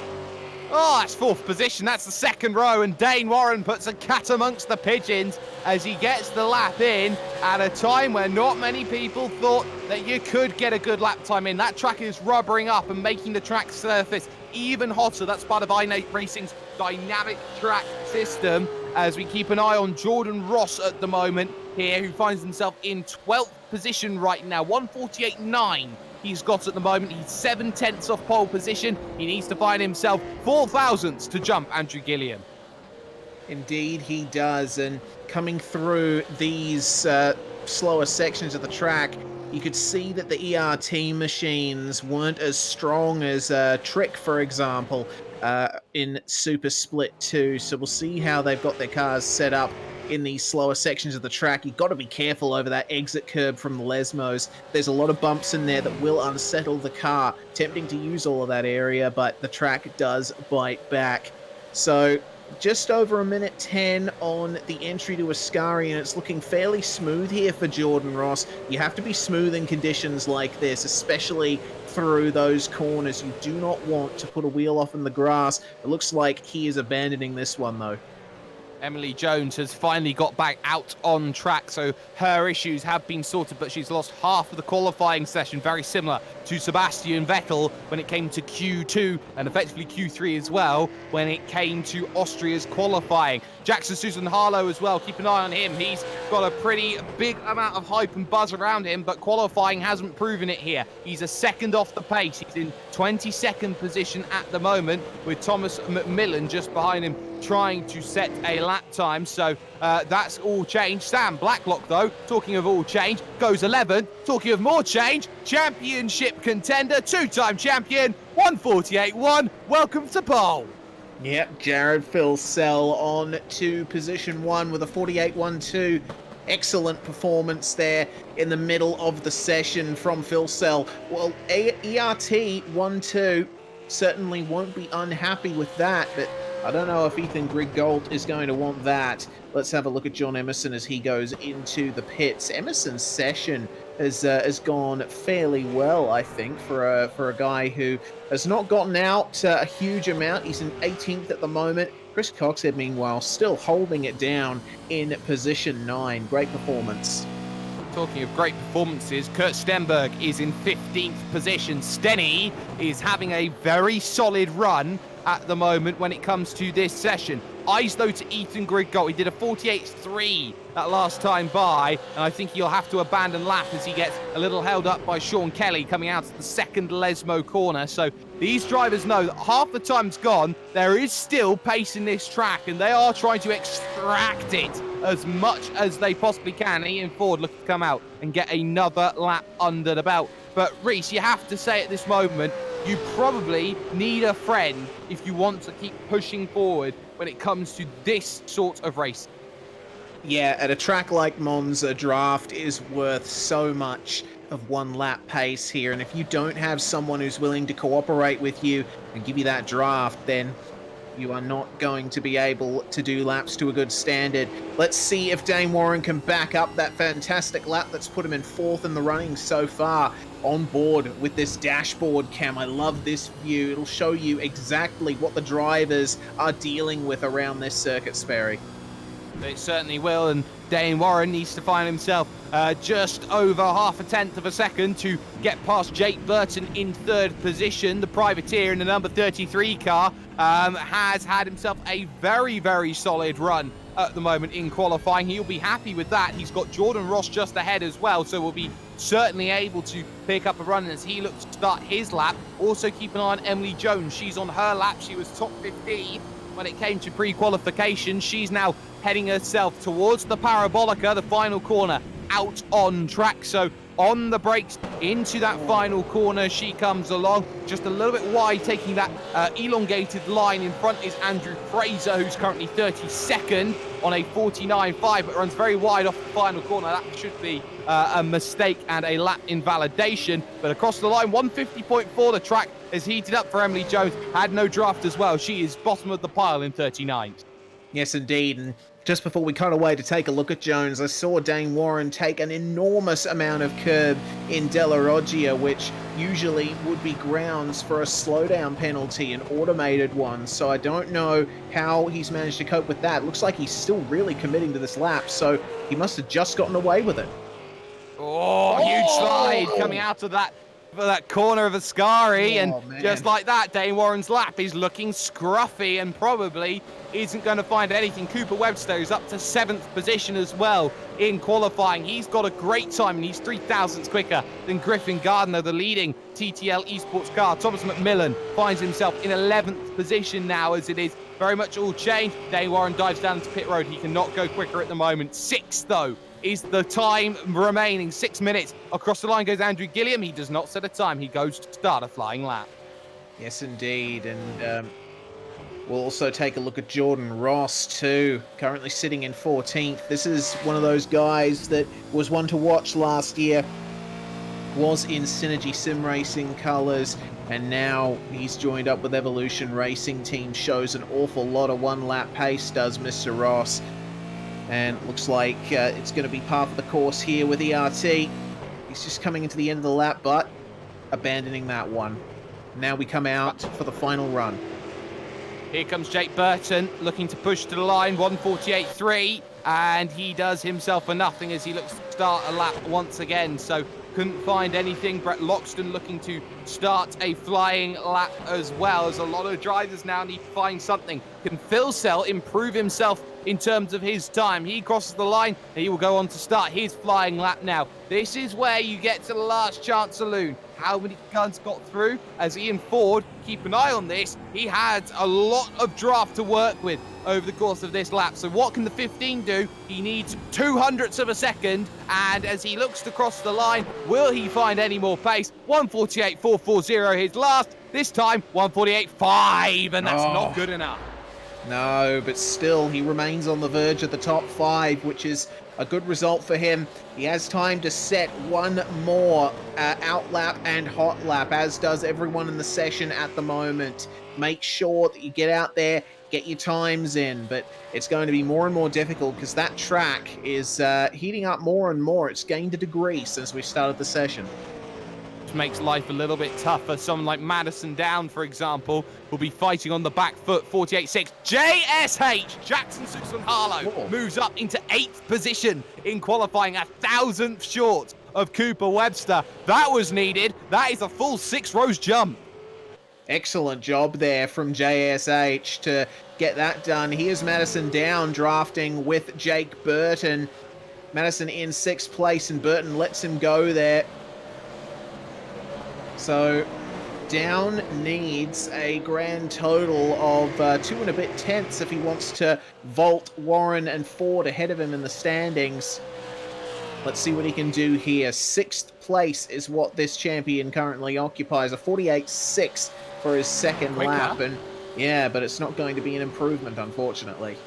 Not in terms of position. So Madison found some pace, but not enough pace, and that's crucial. What about Ethan Warren? He's down in 22nd at the moment as he vaults up to 11th position. He'll be happier with that, but he still has more in the tank. Like Mark Henry, I've got plenty left in the tank. Surely he's got, but he's only got himself 3 minutes to go. Not enough time to come in, get tyres and go back out again. Remember, you can't reset the car. No, you can't. And the ERT cars going back in to refresh themselves possibly one final time. They won't have long, though, to start a final run. Here are the Mega Black cars. Meanwhile, Thomas McMillan ahead of his teammate here. Currently in 13th is McMillan, which is a pretty good performance from him. But we'll have to wait and see how this lap turns out. What has he got? He only needs to find a few thousandths of a second to get another position. Towing around Scotty Briscoe, the team boss at Mega Black Racing. They're in 36th position. He's behind Marlon McMullen at the moment by a good 0.3 of a second at the moment. So we'll see what these two can do with times. Just 2-minute warning comes along on the clock. McMillan crosses the line, does a 49.8. That's certainly not quick enough for him, but really helping out there. Scotty Briscoe does a 49.6 and stays in 36th position, but did improve time. No, unfortunately, not by a lot. Dane Warren with a mistake there, and we're going to get a modem simulation replay of that one. Just letting the rears go into Ascari. This is the view from on board. Watch the wheel work as he comes into the braking zone. Oh, there he goes. Once more, twice more, and onto the gravel trap. Well, this is his last chance now. There is not enough time to set any more laps. Anyone crossing the line now, this is their final lap, and Dane Warren is done. He will not go any quicker, nor will Ethan Warren, his brother, nor will Ian Bird in this scenario. Jordan Ross will cross the line. He's 17th, and he goes nowhere at all there. He does a 49.6. It's nowhere near good enough. Chris Coxhead has dropped down in this session. He's now back into 10th, but 100th moves him up into 7th. That's how fine the margins are in the nether regions of the top 10. Crossing the line goes Coxhead. He will now go to start his final lap. 45 seconds remaining race, and now everyone is thinking, well, who's the last person to cross the line? I think it may be Brenton Hobson, maybe Wayne Burke. Yeah, it's going to be a mad rush to see who gets the last opportunities here, but we'll see if these guys, the pursuit guys, stay out and commit to this one. McKee stays out. Not sure about his teammate behind him. 49.6 for McKee. Not much improvement from his current 33rd position starting place, but elsewhere through the field, it doesn't look like much is changing right now. What can John Emerson do from position 21? Well, Hobbo's running out of time. I don't think he's timed it. Preston comes in. Timer expires. Wayne Burke did not get over the line. This is his last chance. What can he do? It is a nothing, and he's run himself out of time to make it work. Webster dives down onto the lane. Ian Ford will make his way out of Parabolica. I don't think he's got anything. He's sliding it around. He'll come down onto pit road. John Emerson, 21st at the moment, 49 flat. The hyperdrive car will dive down onto pit road. Griffin Gardner, though, in 9th position. 4,000 gets you 7th position, son. Can he make a way over to the line? No, it looks like he's diving down onto pit road. Nobody finding ways to go quicker at all when it comes to this one. Ross will not go quicker. Muggleton, though, someone to keep an eye out on. Phil Sell feels he's done. Stenberg feels he's done. Fraser has got a lap, but let's keep on Josh Muggleton here in the 81. 12th position at the moment, 48.796. He has, and he's got Madison down in tow. The pair of them working together to try and get something to work. Fraser very wide over the final corner. Does he set a lap time that's representative? 49.5 is not good enough for him as the two Trans-Tasman cars dive down onto the lane. Emily Jones has moved up into 37th. She will not improve her time. Kyle Stokes drifting will not go quicker. Sam Blacklock and James Mackay are looking to get around the laps, as is Christopher Kessie, who is the last driver who runs wide and will not go any quicker. So Blacklock goes through. Mackay sets a 49.5, which is not good enough. Everyone's done. Grid as follows. So it's Jared Philsell who gets a mega pole position, 148.120. He gets it by almost a full 10th over his championship leader and rival, Ethan Grigg-Galt, with Jake Burton getting 3rd position in the 33. Dane Warren is the cat amongst the pigeons. He's there in 4th with Ian Ford and Madison down on row number 3. Row 4 will see Cooper Webster and JSH, Jackson Sutherland Harlow, with Griffin Gardner and Chris Coxhead rounding out the top 10. Ethan Warren outside the top 10 here, just starting 11th with Muggleton alongside him. McMillan and Loxton making up the next row with Blacklock and Gilliam. More strong performances up the top part of the midfield. Jordan Ross and Kurt Stenberg lining up in 17th and 18th position. Hobbo 88 starting from 19th, and our split 2 winner, James Scott, well, he's going to start from just within the top 20 to show for his troubles. Middle of the pack. John Emerson starts from 21st, and, well, 2 ducks there for Brady Myers, who will start in the number 22 car in 22nd. Corey Preston and Tom Freer are locking row 12 out. Row 13 sees Michael Taliancic and Wayne Burke. Sean Kelly down the order in 27th with Michael Cracknell 28th. Daniel Williams and David Sanford make row 15. Ian Bird is going to line up in 31st, Carl Stokes alongside him. McKee and Fraser making up the next row. Marlon McMullen, an uncharacteristic qualifying for him, all the way down in 35th. What can he do from there with Scotty Briscoe lining up alongside? Emily Jones, another driver to watch. Unfortunately, hardware issues putting her out of contention for her usual starting spot in the upper half of the midfield. What can she do from 37th? The field rounded out by Job Stewart and Christopher Kessie. That's going to be 39 cars taking the start in this race. 2 minutes to grid up, or you start from dreaded place, known as Pit Road. That turn number 1 is infamous in iRacing. You know that you've got to take it very carefully, and these ERT drivers at the front know that first rule of conduct, don't hit your teammate. Both of these drivers at the front know we're racing against each other, and Phil Sell has been the king of starts when it has come to racing like this so many times to get the jump and get the breakaway. Jake Burton there in 3rd wants to prove that he's still got everything that he can prove. Dane Warren's there in 4th. He's got to find something consistent. Ian Ford is the epitome of Mr. Consistency. He's probably going to middle out and look to win this one on strategy. Madison down, probably looking at damage limitation from 6th position. And then you've got all the rivals looking to try and knock on the door of the, I'd say, Super 6 at the front of this one. Technical issues, though, for Christopher Kessie. He will not take to the starting grid, and that will be a massive shame for him. He loves these tough braking zones around tracks like these. But time will expire in terms of gridding up process in 5 seconds. Once we get that, the lights will come on top of the iRacing gantry. From there, racing for 44 laps, 2 mandatory pit stops will happen. Lights on here at Monza. Let's go! And it is a shocker from Phil Sell. Look at this from Grid Gold. Pulls alongside and he will get the jump. So Phil Sell gets caught napping off the start. Burton looking down to the inside as well as they get on the brakes into turn one. Phil Sell breaks a little bit later, trying to run that outside line, but Grid Gold's got him covered. That's beautiful from the championship leader. Burton's not going to give any room on the outside. Someone losing ground there in the middle of the pack. That looks like it's going to be Cooper Webster. Madison Downs not had a brilliant start either as they make the way to Della Roggia. Phil Sell fighting for a podium, it seems, at this stage. As on the outside, Burton's going to have to try and pinch him to run him out of room, but he himself be pinched, and I think Phil Sell just holds on to second. Well, there we go, ERT 1-2 out of Della Roggia, as was the plan. Now Burton is under an immense amount of pressure from Dane Warren in the number 57, as we got a bit of a crash in Della Roggia. Looks like Jones and Preston among the drivers involved in that one. Big shame for Corey Preston. He just doesn't seem to be able to catch the break. And no, Sean Kelly was the Trans-Tasman car involved in that one. Quick modem simulation replay as racing continues out on track.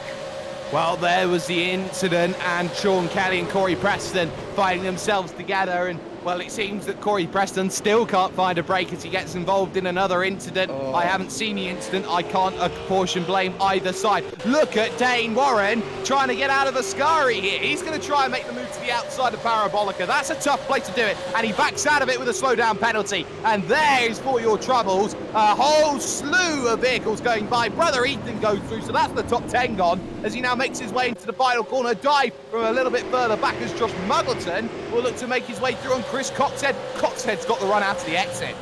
And right there, you see as we go back to live pictures, that is what's going on here. Coxhead going side by side with Josh Muggleton down the start-finish straight. And just ahead of them is Dane Warren, who is now on a real recovery drive in the Monza 250. Have a look at Thomas McMillan trying to make his way up the inside here as Coxhead makes a little bit of rear-end contact with Muggleton into the first corner. I tell you what, coming through those first couple of turns, I'm impressed by the amount of cleanliness that we've seen. But I will touch wood when I say that. Yeah, you've got Jordan Ross now trying to battle it out with Brett Loxton for 15th place, or for 14th place, I should say, as they will run to the Della Roggia, who's latest on the brakes. Jordan Ross backs out of it, and there is no look behind from Andrew Gilliam as they go through, as otherwise known as the traditional AOSC crowd, who are normally towards the front. Mistake, though, from Jackson Suslan-Harlow. He serves his own slowdown penalty here, heading himself through the Della Roggia, way too aggressive through the second half of the corner, trying to pick up the move, going on I believe that's Cooper Webster. Josh Muggleton also has a slowdown, so slowdown penalties seemingly being given in abundance at the moment here, as now Muggleton drops himself behind Sam Blacklock of all people as he continues to tumble. Yeah, and Andrew Gilliam making a little bit of contact here with Jordan Ross, and Ross into the wall of the racing line. It has to be said, but he will be extremely unhappy with that one. I don't really know what Gilliam could have done otherwise, though. I feel like there was room. Whoa! Muggleton with issues, and then we had another crash coming back in Ascari. We're going to have another look at this one. Well, big issues all the way round, and, well, it was too wide heading through, and there was not much that could be done.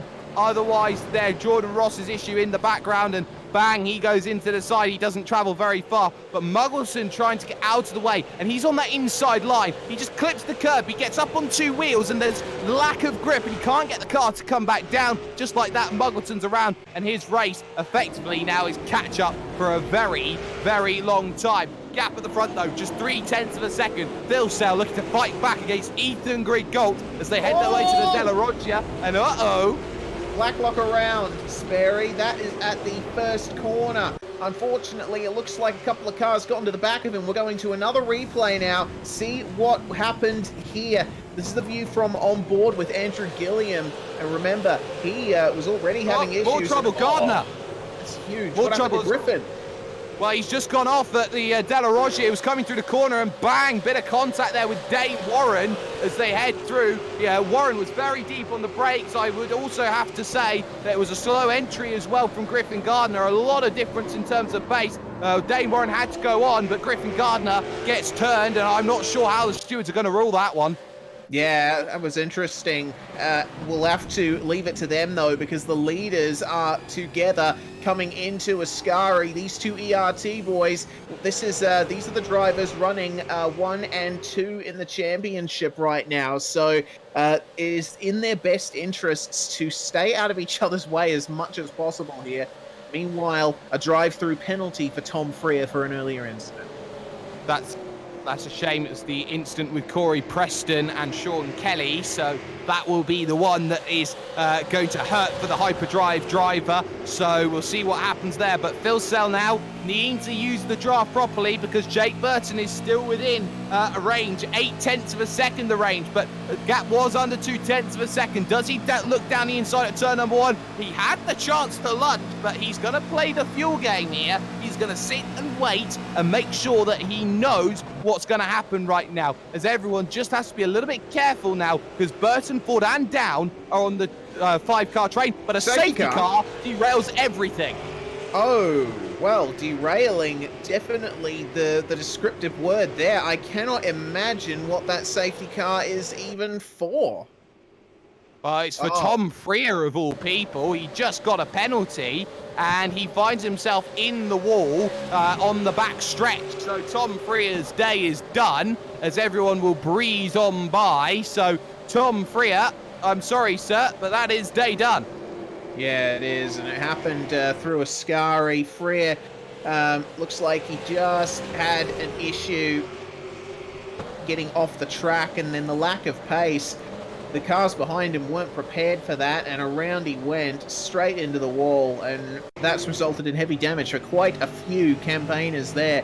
This is the view from David Sanford's point of view. You see, I think he might have been hoping that a gap would open up, but none did.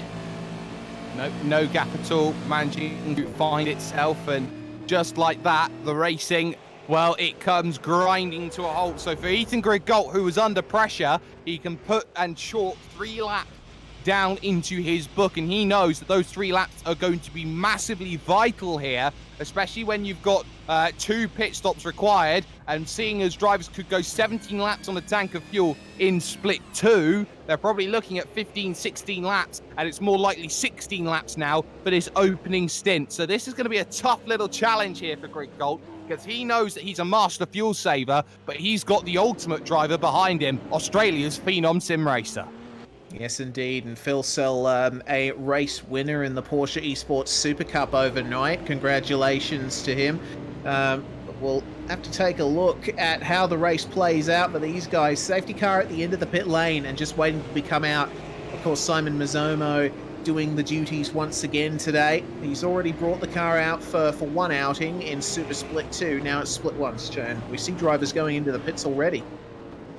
No surprises there. If they have a little bit of damage, then it makes a lot of sense for them to dive down onto pit road, and those drivers include Ian Bird, who is there for the Mark 1 team, who dives down and comes back out again. But the pace of this race will now be behind our Oceanic Sim Racing safety car driver, Simon Mazzomo, as they will now chalk a couple laps off and get on into more action. They went 4 laps, they went longer than they did, say, when it came to Super Split 2, but Ethan Grigalt in control of this field right now, as they now just patiently wait for everything to be cleared for racing to go green again.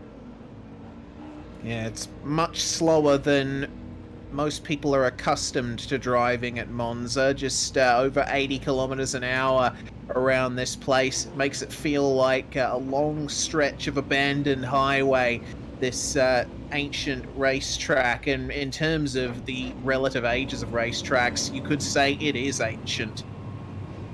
Well, it's coming up towards 100 years worth of racing. I'd have to say that it is very much an ancient track. And talking about just the history and the legacy of the Temple of Speed, you still have that old banking that runs around, and actually on the iRacing service, you can still run that oval course in terms of running it in a lot of forms of different races and a lot of formats. My favourite especially, of course, is running the oval and then running the full racetrack.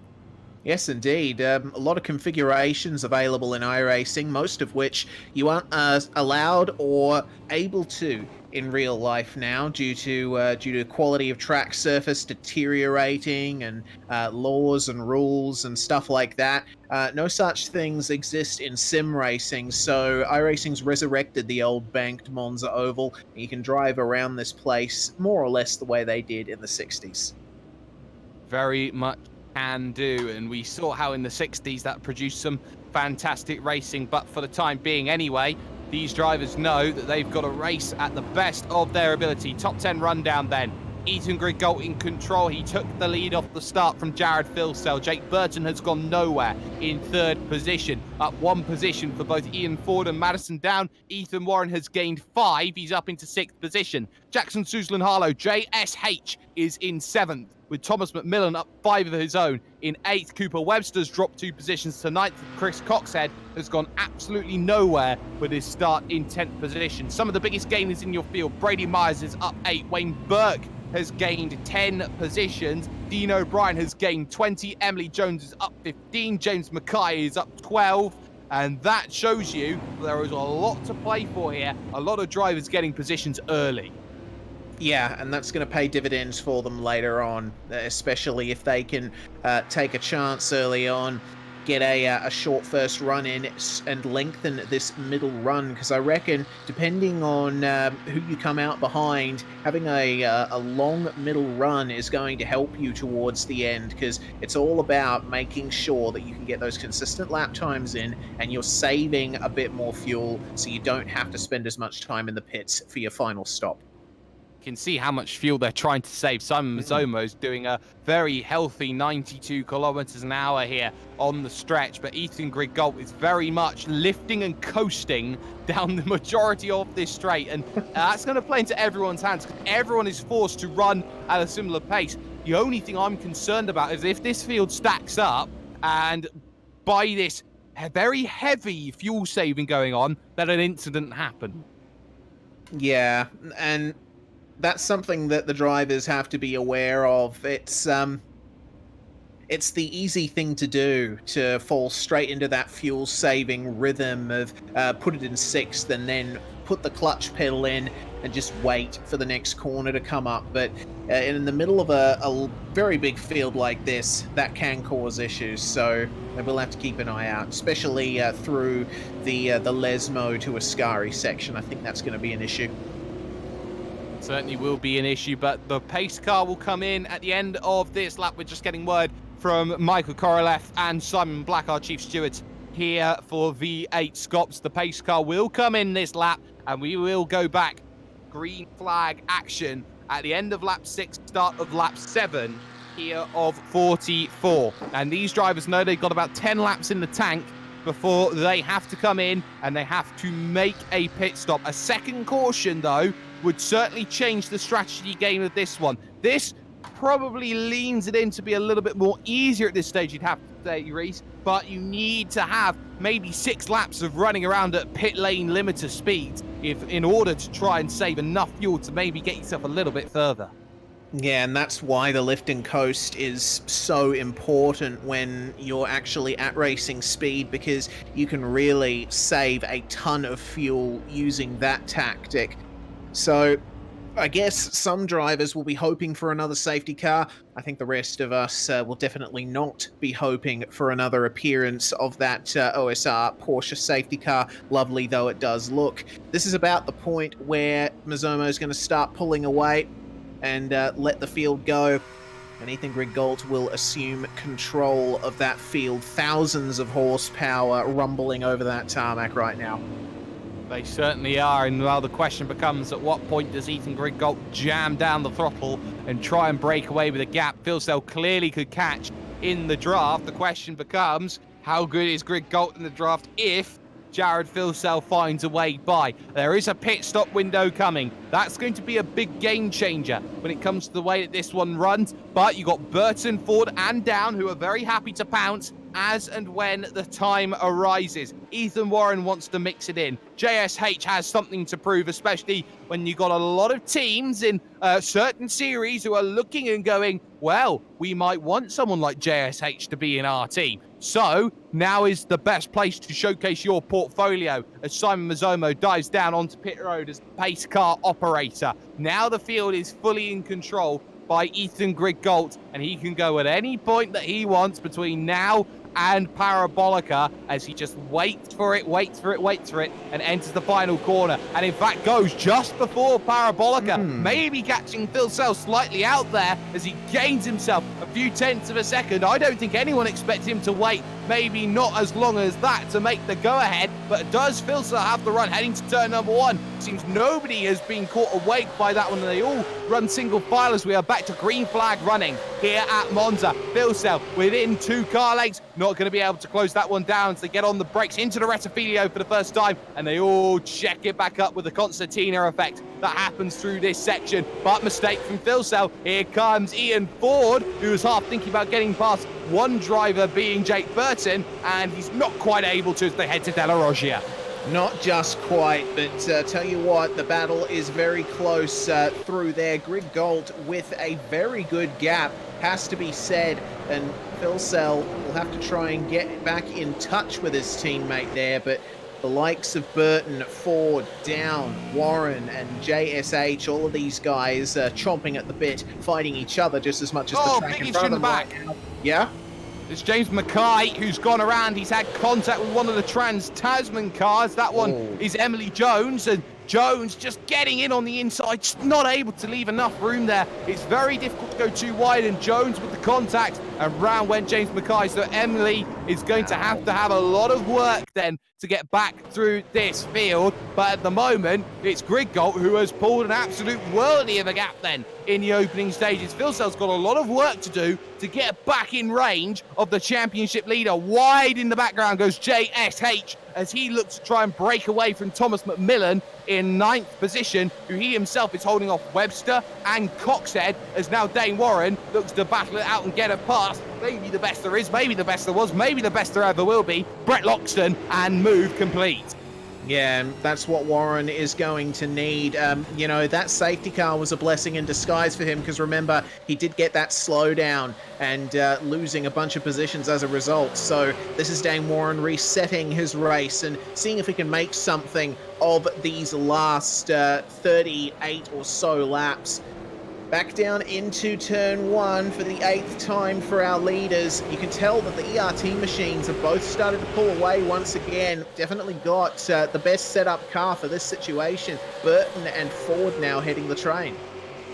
Yep, they are heading that train, and Burton's just trying to stretch his legs here. They've got to be careful, though. They are 9/10 of a second behind Jared Philsell, who has clawed back the gap to Ethan Griggolt. And it's almost like you got DRS around this track, because they know that they are able to close down so much when it comes to the slipstream. On the brakes into the Lesmos, they come along these two 180-degree corners, respectively, that they have. And these drivers know that they just got to go out there and just pass through these corners, because they set up the run here, up the hill, under the old bank track, and heading all the way to Ascari.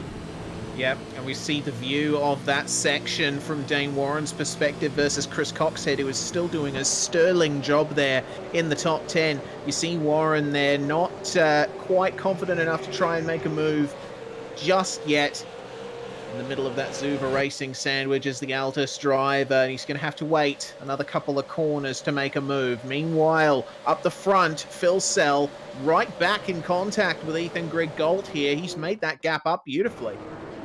Certainly has, and he's trying to go through. A little mistake from Daniel Williams back in the pack, as that allows Carl Stokes to slow down penalty, so through will go Emily Jones as well. But Jared Philsell is trying to make this move. And now look at this, pulls himself to the inside. Griggolt will not fight this one. Here's the battle for the race lead on lap 9, and Griggolt lets him have it on the brakes into turn number 1.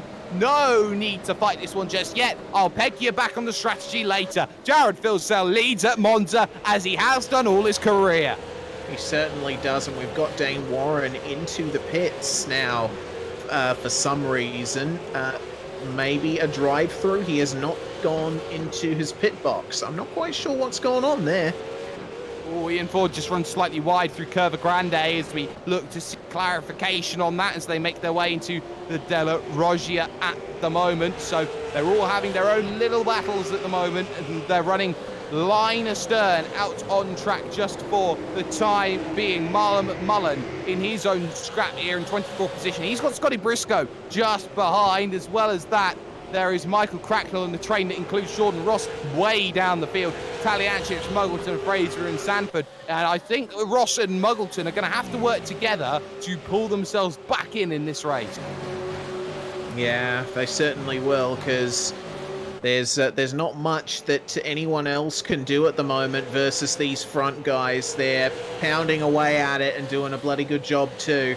Meanwhile, Burton and Ford on the exit of Ascari, these guys are really starting to heat up between each other.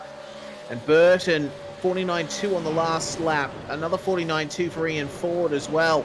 Runs slightly wide, though, in Parabolica. This could allow Madison down a potential chance, but no, not quite. Ford's managed to get down that power very nicely. This slipstream down the front stretch. This could get interesting. The ERT guys up ahead are staying in the same order, but all of these guys will be chomping at the bit for sure. They certainly will. We'll excuse the little bit of language that we heard as well. But on the brakes into the right, left, no chances for moves. You got to be right up there. And this is the freight train effect. You have draft, you got to go out there and make some moves and try and get something working. Someone like Jackson Arlo, who's just lost the draft, knows that Thomas McMillan is one of the very, very tough fighters and is very, very good at looking to make those moves late. So JSH under pressure in 7th position. McMillan will be looking to try and prize that away a little bit further on in this event. But now this question becomes here, Reese. What does Phil Sell have underneath him, and can he pull away from the draft, which is so strong here?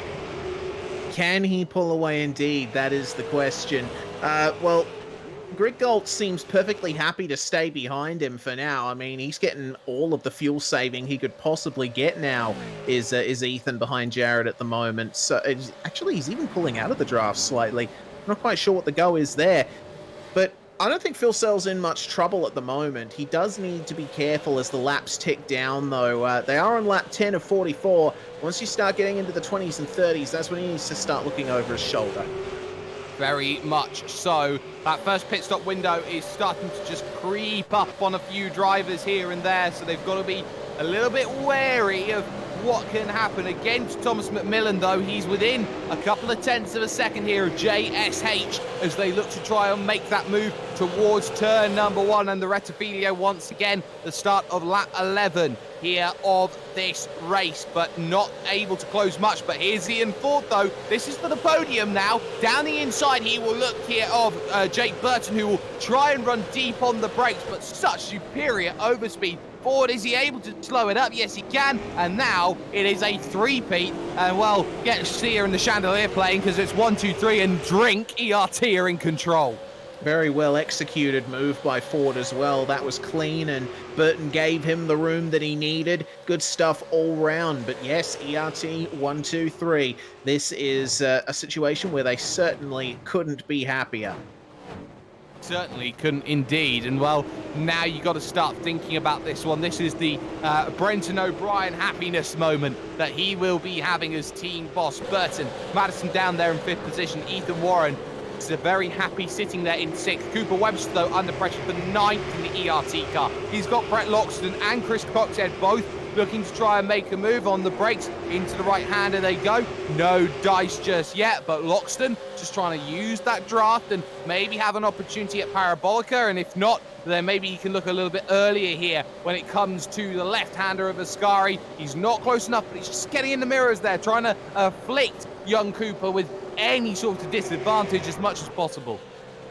Yeah, and Webster doesn't have much of a draft up ahead of him. The closest car to him is McMillan. So here's Loxton with a fantastic draft, and he's going to try and go for the move at Parabolica. Webster defending it with all he can, getting on the brakes as late as possible, trying to maintain some kind of momentum through the middle of the corner in the middle of the track. Looks like he's just managing to make it work for him. So now it's going to be a side-by-side run all the way down to the first turn. Or is it? Cooper Webster with actually some good overspeed. Ethan Grigolt's dropped to second on that last lap, and, well, where has that one come from? It's come out of relative nowhere in terms of where Jared Filsell has been, and in fact that's come out of turn number 1 out on track surely. So it seemed to me that Ethan Grigolt, through all of this, was trying to serve potentially a slowdown penalty coming out of the maybe out of Parabolica, maybe out of Ascari, but it's enough that it's given Filsell the breakaway. So a mistake from Grigolt, and boom, Filsell's now clear, which is the last thing that anyone in this field wanted. Yes, indeed, not least us up here in the commentary box. This fight, meanwhile, has been raging on, and Webster has struggled to get back up to speed. Coxhead and Myers behind him just tripping over each other as they come through the slowest parts of the circuit. This battle is incredibly close. Loxton's already gotten by Webster, but Coxhead and Myers, they've still got a ways to go, and they are starting to see Wayne Burke looming in the background there. They certainly are, and Wayne Burke, remember, started 26th on the grid. He's now up into 13th position. He is up an astonishing 13 places. Someone who does have a great start is Dean O'Brien. We didn't talk about him because we didn't think he'd start. He starts from 40th. He's up to 19th. That's 21 positions that he's made in the one performance car, and he's got James Scott just in front, our Super Split 2 winner, and Kyle Stokes just behind. So there's an ERT sandwich for you. Yeah, certainly is. James Scott has not had the cleanest of starts, has he? Unfortunately, missing his rear deck after the incidents on lap 1, and still missing it as we take a look at Jake Burton and Madison Down out on track. Coming into turn 1, Ian Ford has not been able to shake these guys just yet. No, he certainly hasn't, and a little check up in the middle of the pack as well, because Cooper Webster has lost a position to Brett Loxton now, but very nearly lost another one to Chris Coxhead. So it's that Cooper Webster is going one direction, and that direction is backwards at the moment. So what can the likes of Brady and Coxhead do? Because they allowed Wayne Burke onto the train, and soon Andrew Gilliam's going to be thinking, well, oh, hello, nice little 4-5 car train. I'll have a piece of that. Yeah, and a big piece he will get. This fight's still going on coming into the Lesmos. Webster starting to show he is a cork in the bottle at the moment, and Burke has indeed joined this party now in the midst of all of this proper 4-car battle, and they're all kicking up some kind of gravel or dust coming across the curbs there. Just par for the course for that section. Very much part of the course. You have to remember as well, iRacing does have a dynamic track system where anything that does sort of collate from like to gravel or grass or anything like that does get on that racing surface and does cause a couple of problems here and there in terms of grip reduction levels. But here comes Brady Myers thinking of a move on Chris Coxhead. Coxhead using all the draft available, trying to send one down the inside here of Cooper Webster, not quite able to find it as they get on the brakes and through the final corner. But here's the chance coming off for the exit here. Maybe if there's not enough overspeed from Coxhead, he can pull back into line as he does so now, and he's going to use all of that draft to move on forward. Can he get the move down and straight through? Answer for the moment is going to be a yes as they go side by side into the Rettifilio once again. On the brakes they go. Cooper Webster this time has to work about this inside line. He holds the line, but he'll have no traction off the exit. Position made for Chris Coxhead. Yeah, and it took him a very long time. He'll be breathing a sigh of relief. Finally, I'm by him. I can focus on getting back up to my Zuva Racing compatriot, Brett Loxton. Meanwhile, Myers is looking at all of that. Sorry? Mistake for Ethan Warren. He just went too deep there into the Della Roggia, just having to try and fight that one back, and he now loses touch to Madison Down, and now firmly falls into the hands of JSH, who's trying to get back into this. Oh yeah, we're just seeing what happened to him there across the runoff area. Just pinching the brakes a little too much on that initial turn-in point. That's what unsettles the car the most. Meanwhile, no such troubles for Phil Sell, Greg Galt, and Ford up in front. Nope, none at all. 2.1 seconds, the gap at the front of the field. Here comes Griffin Gardner, though, for 19th position on James Scott. He'll try and dive down the inside. Scott's going to fight him every step of the way. Contact on the brakes, and still it works for Griffin Gardner. They traded wing mirrors there, but still going through is the TTL driver. Next up on the list is Kyle Stokes, and then the hard-charging Dean O'Brien. Yeah, Griffin is looking very hard to try and make up some positions in this one. Meanwhile, Myers and Webster together. It looks like Myers just going for the pits. As does Jake Burton. So Burton makes the early stop, and that is surprising then to see. So a little bit of a evening out of the stops then. 15, 15 and 15 looks to be the strategy for Jake Burton, although it will be 15 and 14 at some stage. So we'll see how this plays out in terms of that strategy card. Battle going on though, Scotty Briscoe and Michael Taliancic going at it together. There's a bump draft coming along then from Scotty B, who's trying to work with Taliancic here to get onto the train, which includes McMullen and Jordan Ross, who has just breezed on by through all of this. And this is a big 8-car train, which at the back of it hosts Josh Muggleton and Dane Warren of all people. Well, that's going to be interesting to watch, isn't it? These two guys, certainly we know that they are out of position, so to speak. McMillan and Harlow still fighting as we take a look out of the second Lesmo. I'm impressed with both of these guys so far. They've managed to carve their way through the drama and put themselves up in a good position. They certainly have, and Jackson Susan Harlow's actually lost a position here to Thomas McMillan, and that had to be a mistake. He had a 1.4 second gap going on, and it is a big mistake actually for JSH, who goes in through turn 1, in through turn 2, and all of a sudden as he heads through turn 3, slow down penalty, I'm going to have to let this one go. Yeah, we're getting a modem simulation replay of just that right now coming out of the first chicane complex. So there's the Altus car just ahead of him. What's happened to Greg Galt?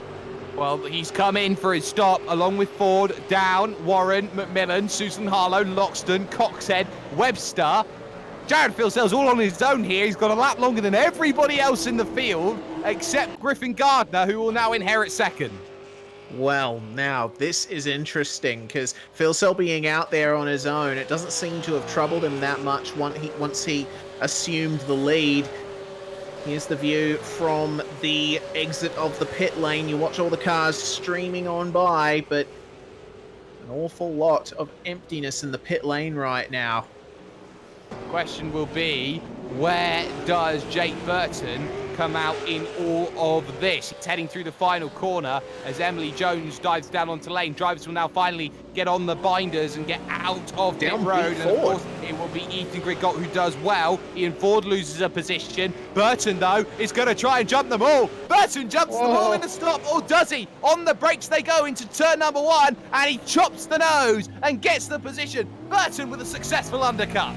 Excellent stuff. This has really spiced things up, hasn't it? We'll be waiting to see how he goes towards the end of the race, see if he can maintain this kind of overcut. But Ethan Griggold is wasting no time trying to get back by him, and at a very attractive passing spot too. You saw Burton just lifting off there, conceding that position. I think he realizes the strategies are simply too different to bother fighting this too hard. Well, there's only 1 lap's difference between them, and that's crucial here. So Jake Burton will have slightly older tyres compared to everybody else, but you've so very nearly made that work. Phil Sell will be on the oldest tyres of the lot, and he dives down in here at the end of lap 16, the start of lap 17 here at Autodromo Nazionale Monza, here on the iRacing Esports Network, presented to you by SimSpeed TV. Phil Sell now has a 2-lap disadvantage on Jake Burton, but a 1-lap disadvantage on everyone else in the field. This had to be a great in-lap, and he's perfect in his box. He's now got to work on that out-lap as Griffin Gardner takes the race lead outright. Indeed, he does. So Gardner going one of the longest in this initial stint. This group that we're watching right now is the group that Phil Sell will come out amongst or near when he exits the pit lane. So his teammate Ethan Grigalt leading this one. Then it is Jake Burton, Madison Down, and Ian Ford. And there's Phil Sell away, and his rivals approaching him at a great rate of speed, but it's a good stop from Phil Sell, a longer one, but looks like he's going to just cover them. He does cover them, but he has lost the 2-second lead that he had, but he's got the freshest tyres of the lot, and that does no favours then as the group closes back up once again. Your top 5 changes now. Net is Phil Sell, Grigalt, Burton Down, and Ian Ford off the back here in 5th position. Overall here, Griffin Gardner holds control of the field. Then it's Scott and Ross, and you've got Taliancic, McMullen, Fraser, Cracknell, Sanford, Muggleton, and Kelly, who have all either made their stop in the safety car period or have not yet made a mandatory pit stop as of yet here in Italy. So these drivers know that they are fighting maybe middle of the pack at the moment, but they do have a good reason to stay out longer. It does give them a bit of exposure in terms of drivers and saying, oh, hello, we're leading laps and we're actually having a good strategy. Here comes Jordan Ross trying to get past teammate James Scott. He leaves the door open, he runs it wide and says, well, go on, if you're going to go down the inside, I'm going to let you. Excellent stuff from these guys. Trading places, as it were, and there goes Scott into the pits as Ross continues on. So these guys running at or near the front at the moment, still having to take their pit stops. There went Cracknell, and Phil Sell making his way past, I believe that is Kelly.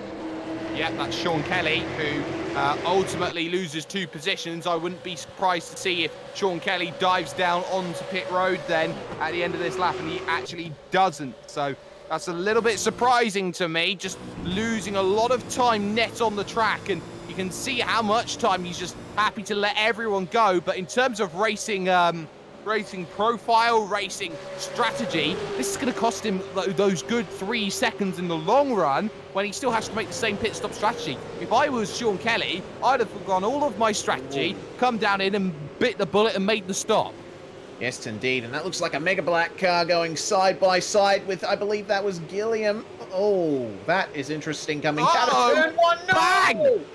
That's one of the V8 go round. One is Chris Coxhead. The other driver is Andrew Gilliam, and this is just on the outside of the Rettifilio. So that is Thomas McMillan trying to get down the inside. Manages it as he goes to the outside, try and hold it. No room given on the outside. They both take to the gravel. Then you're 4 wide. Contact on the outside as the V8 Sleuth car gets the tap, and that's Coxhead. And just like that, the race changes.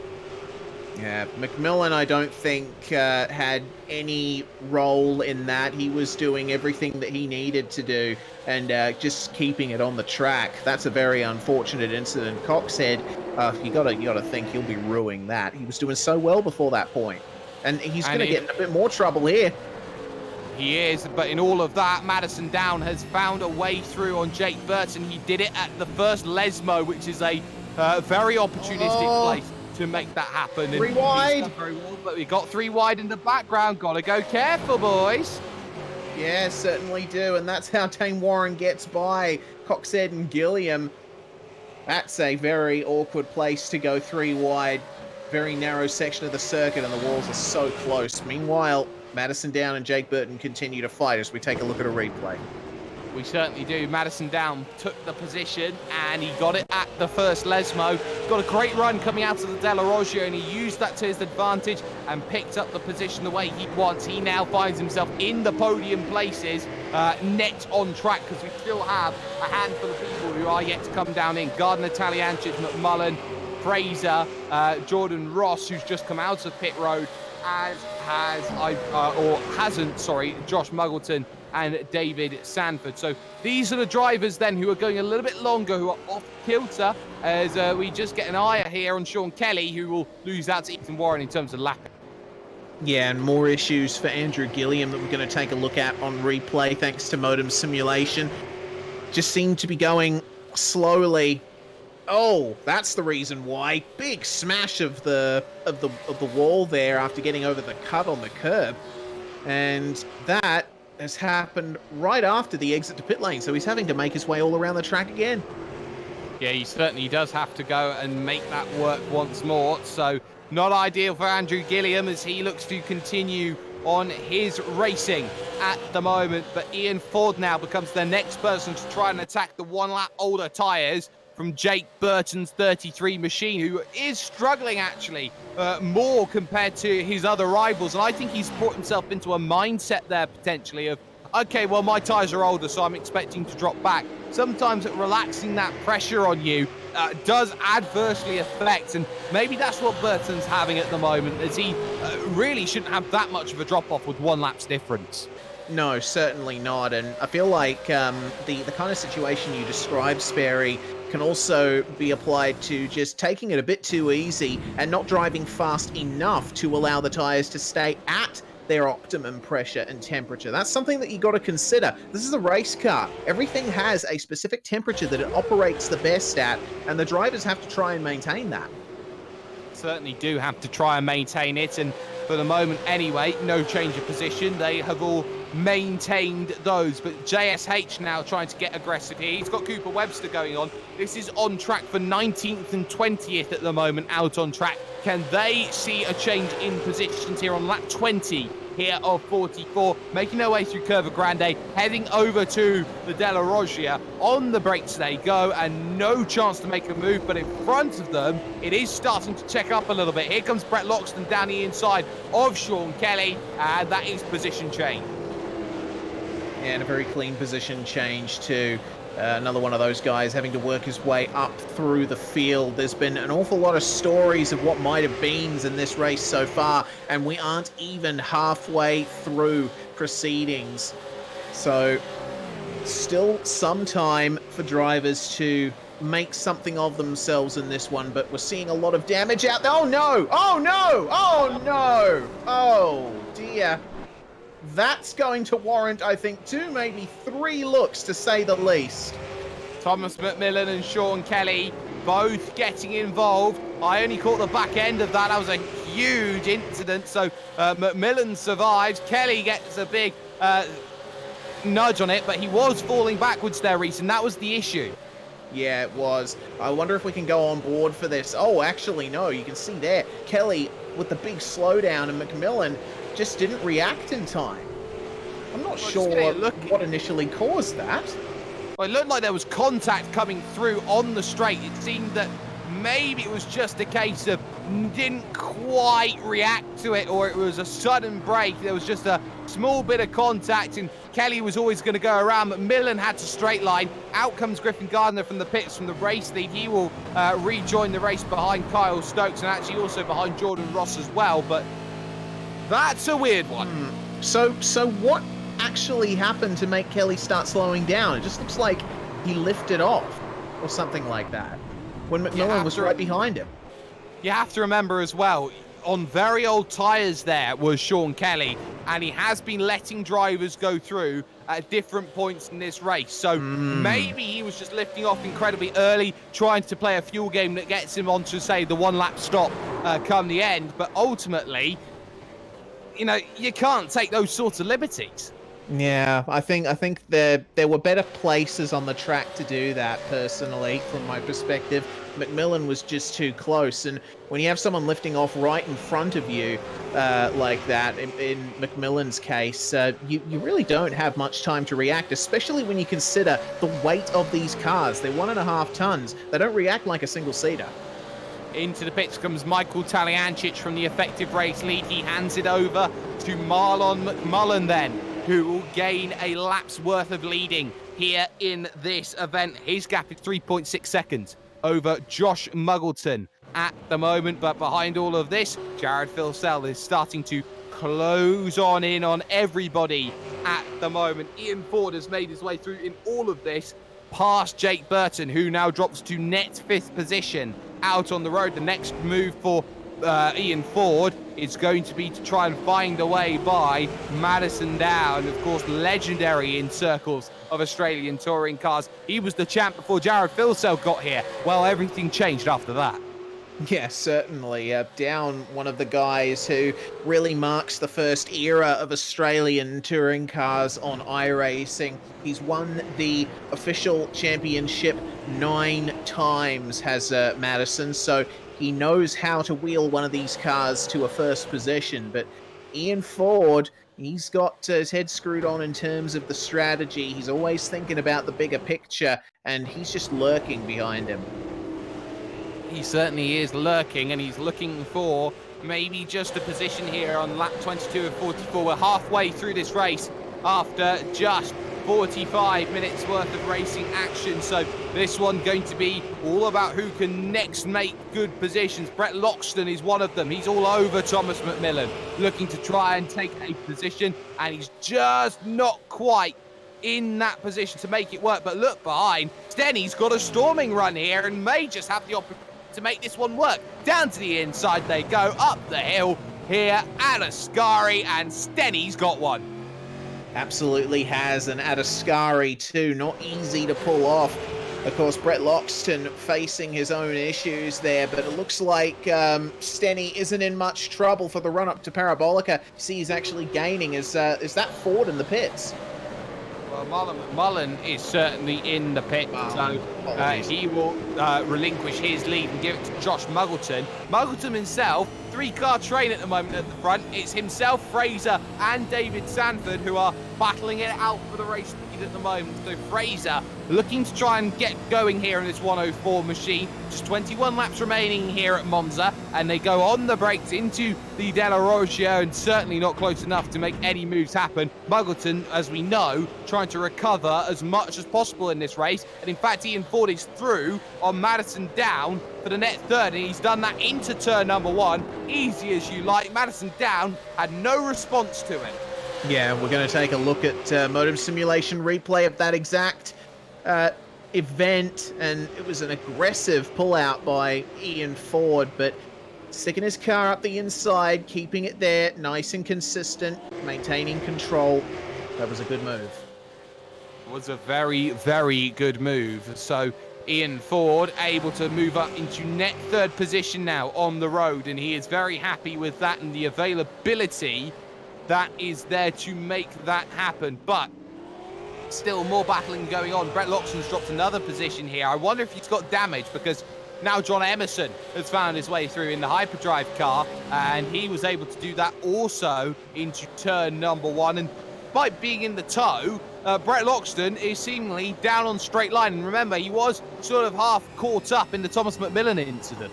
Yeah, he was. He got a fair bit of damage from out-of-control cars going straight into him, so he's got a bit of a journey towards the end of this. We're past the halfway point in terms of race distance, so he'll be counting down the laps from now. I think one of the few drivers in this field who actively wants it to end sooner. Meanwhile, we take a look at Jake Burton and Madison Down for P6. These guys making their way through turns 1 and 2 once again. Ford hasn't let them go.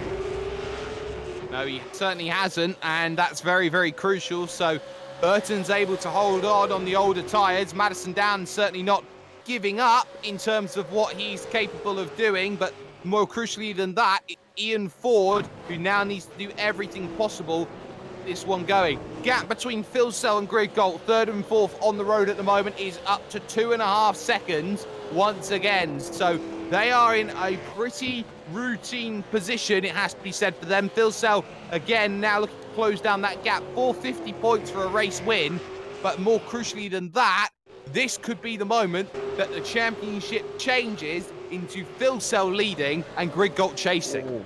Yeah, certainly, but elsewhere on track, we've got more developments happening here. Dane Warren making his way past the 93 of, I think that's Jordan Ross. No, my apologies. Griffin Gardner. I'm getting all my names mixed up here. It's Griffin Gardner. Third time lucky. Yeah, 3rd time lucky indeed. It's going on, though. Gardner trying to make the move back at Lesmo 2. You don't usually do that, but tell you what that has done. It's made the door open wide for Jordan Ross metaphorically, but not physically. Well, he's thinking about it, but he's not going to be in position. Warren on the inside, later on the brakes, and he will be just a little bit hampered, though, in terms of his line coming through this left, right, left section. Now can Griffin Gardner get the run he wants? Answer for that one is a firm no. In comes Fraser. Sorry, not in comes Fraser. In comes Muggleton. So Fraser now takes lead of the race on lap 25. Got 1.9, but Madison Downs through here for the podium, and not only that, Jake Burton around the outside snipes fourth. Wow, so Ian Ford losing 2 positions in as many corners there versus Madison Down and Jake Burton, the former teammates there. Awesome stuff from those guys, but that's that worries me a little. Worries me a little in regards to Ford.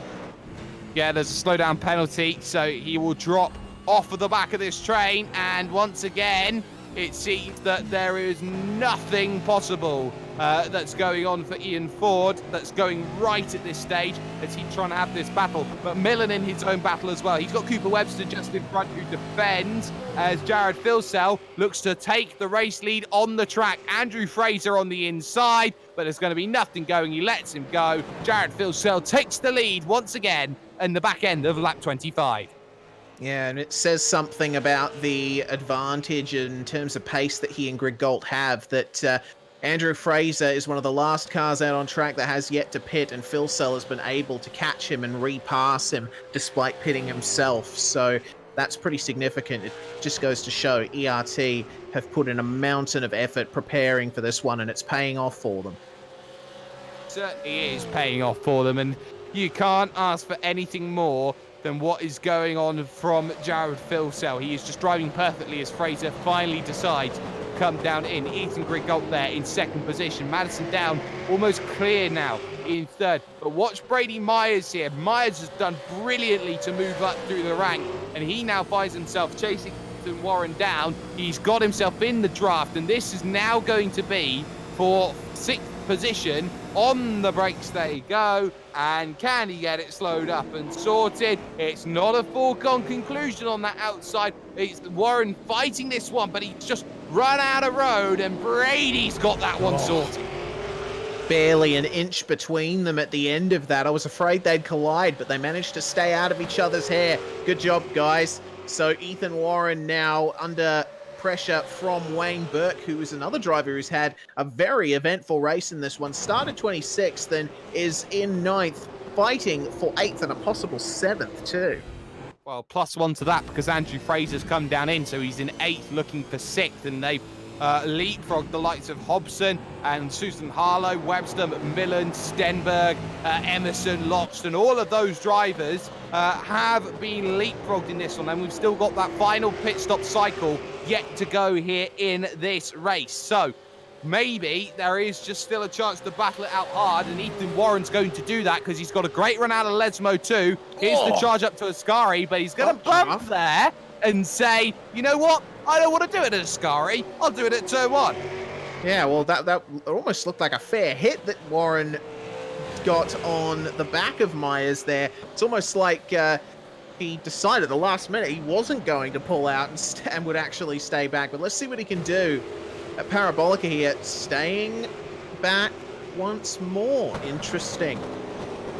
Very interesting. Definitely dropping back, maybe wants a little bit of the fuel save game to come into full effect, and not in a position to make that happen as they now charge on forward towards turn number 1 once again. And Ethan Warren still within that range. Can't be too complacent here. Wayne Burke will happily take precedence, but defended there by Brady Myers, moving late across the nose, saying, you know what, I actually want to lead this position and do some more. But if you're going to get stuck on the curb, you're almost going to get clouted there in that situation. And very much so, that group is starting to trip itself up all away from the likes of Ian Ford. And let's not forget, 2 cars scrapped behind, Hobson and Susan Harlow battling for the final 2 spots inside of the top 10. Yeah, they got to be wary of that, these guys. They can't push too hard, make too many mistakes. What is this replay of? Let's take a look. It's an Evolution Racing Team car, Cooper Webster versus McMillan coming into turn 1. What's happened this time? Looks like a good pass there from McMillan. And a mistake to take following. that Stay pass. with it. Stay with it, because at turn 4, Cooper Webster outbrakes himself and almost actually runs into the back of McMillan. He gets late on the brakes, and I think he may have even just clouted a small little tap, but it does cost at least one position to Kurt Stenberg here. And does it cost a second? No, it does not. So one position gone, and now That John was Emerson mix. That was deep there from Cooper Webster. Lucky he didn't collect anyone there. But good stuff from McMillan in any case. Good pass from one of the guys who has been at the receiving end of some stewards' decisions in the past. Meanwhile, Brady Myers and Ethan Warren, they're continuing to fight here. Lap 27 out of 44, so we're starting to get into the final third of the race here, and so much curb there from Ethan. Almost would have spun around like a couple of cars have done earlier on in the night. This is going to be a move, Sperry. It may be, may be, it is not. So, Ethan Warren playing the mind game scenario here, not wanting to make that move into turn number 1. Hobbo 8-8, though, by my reckoning, has dived down onto pit road for his final stop. Make this now the chain that goes on. He's going for a mega undercut there. He went for a short middle stint to try and pull that final stint together, and he's looking to try and make that work. Also in as well as Dane Warren, trying to get the mega undercut. Yeah, it's going to have to be a mega undercut if he wants to try and improve his position here. Of course, Dane, one of the drivers who would have been up towards the top were it not for incidents earlier on. So, recovery drive from him for sure. Meanwhile, Stenny versus McMillan for the last position in the top 10. I'm super impressed with how both of these guys have gone. They've stayed out of trouble and managed to get themselves further up the order when that hasn't always been the case for them. And not a pleb sim sport livery in sight. But they now find themselves battling it out mano a mano. Here comes Stenny. He's done so well coming out of the second Lesmo, but again, not quite in a position to make that work. But Stenberg is looking for a top 10, hopefully, and to get past here, McMillan, and as well one other vehicle. Harlow's a little bit down the road, but Stenberg has been driving his cotton socks off, as Emerson actually has got through on Cooper Webster as well over the course of this last lap, and that one was done into turn number 1, in fact just over the start finish. Yeah, meanwhile, down Burton, Ford, all in the pits as the fights out on track continue. Ethan Warren, Brady Myers fighting hard as they have for God knows how many laps, and Wayne Burke with a front row seat to all of this. Let's monitor pit stop times as we take a look at more action out on track. There's Stenny completing the pass on McMillan, and it's looking like they've all come out rather even. Madison's beaten them all, and it's going to be close between Burton and Ford. Incredibly close. How close do you want it? It's going to be Jake Burton's as they make their way out of pit road and now get on the brakes. Burton keeps 4th position. So Ian Ford's close, but now he's got to play the fuel save game because he definitely had to save in that stint. But for all 3 of them, behind Briscoe, behind McMullen, they have positions to gain, and especially when they're going for undercuts going on. Here looks Emerson trying to get past McMillan. Can't quite do it. Here's Cooper Webster now trying to find his little battle. Can't quite do it, but he's got the run. Yeah, he certainly has, and this is on the run up to Ascari, I believe. See how well these guys go. Emerson has had an eventful one. You can see by how dirty the bumpers on his cars are. He's been through an awful lot, and Webster has as well. Fair bit of damage on that Holden Commodore, and you can see it shows in the lack of straight line speed. It's all he can do to stay in the draft.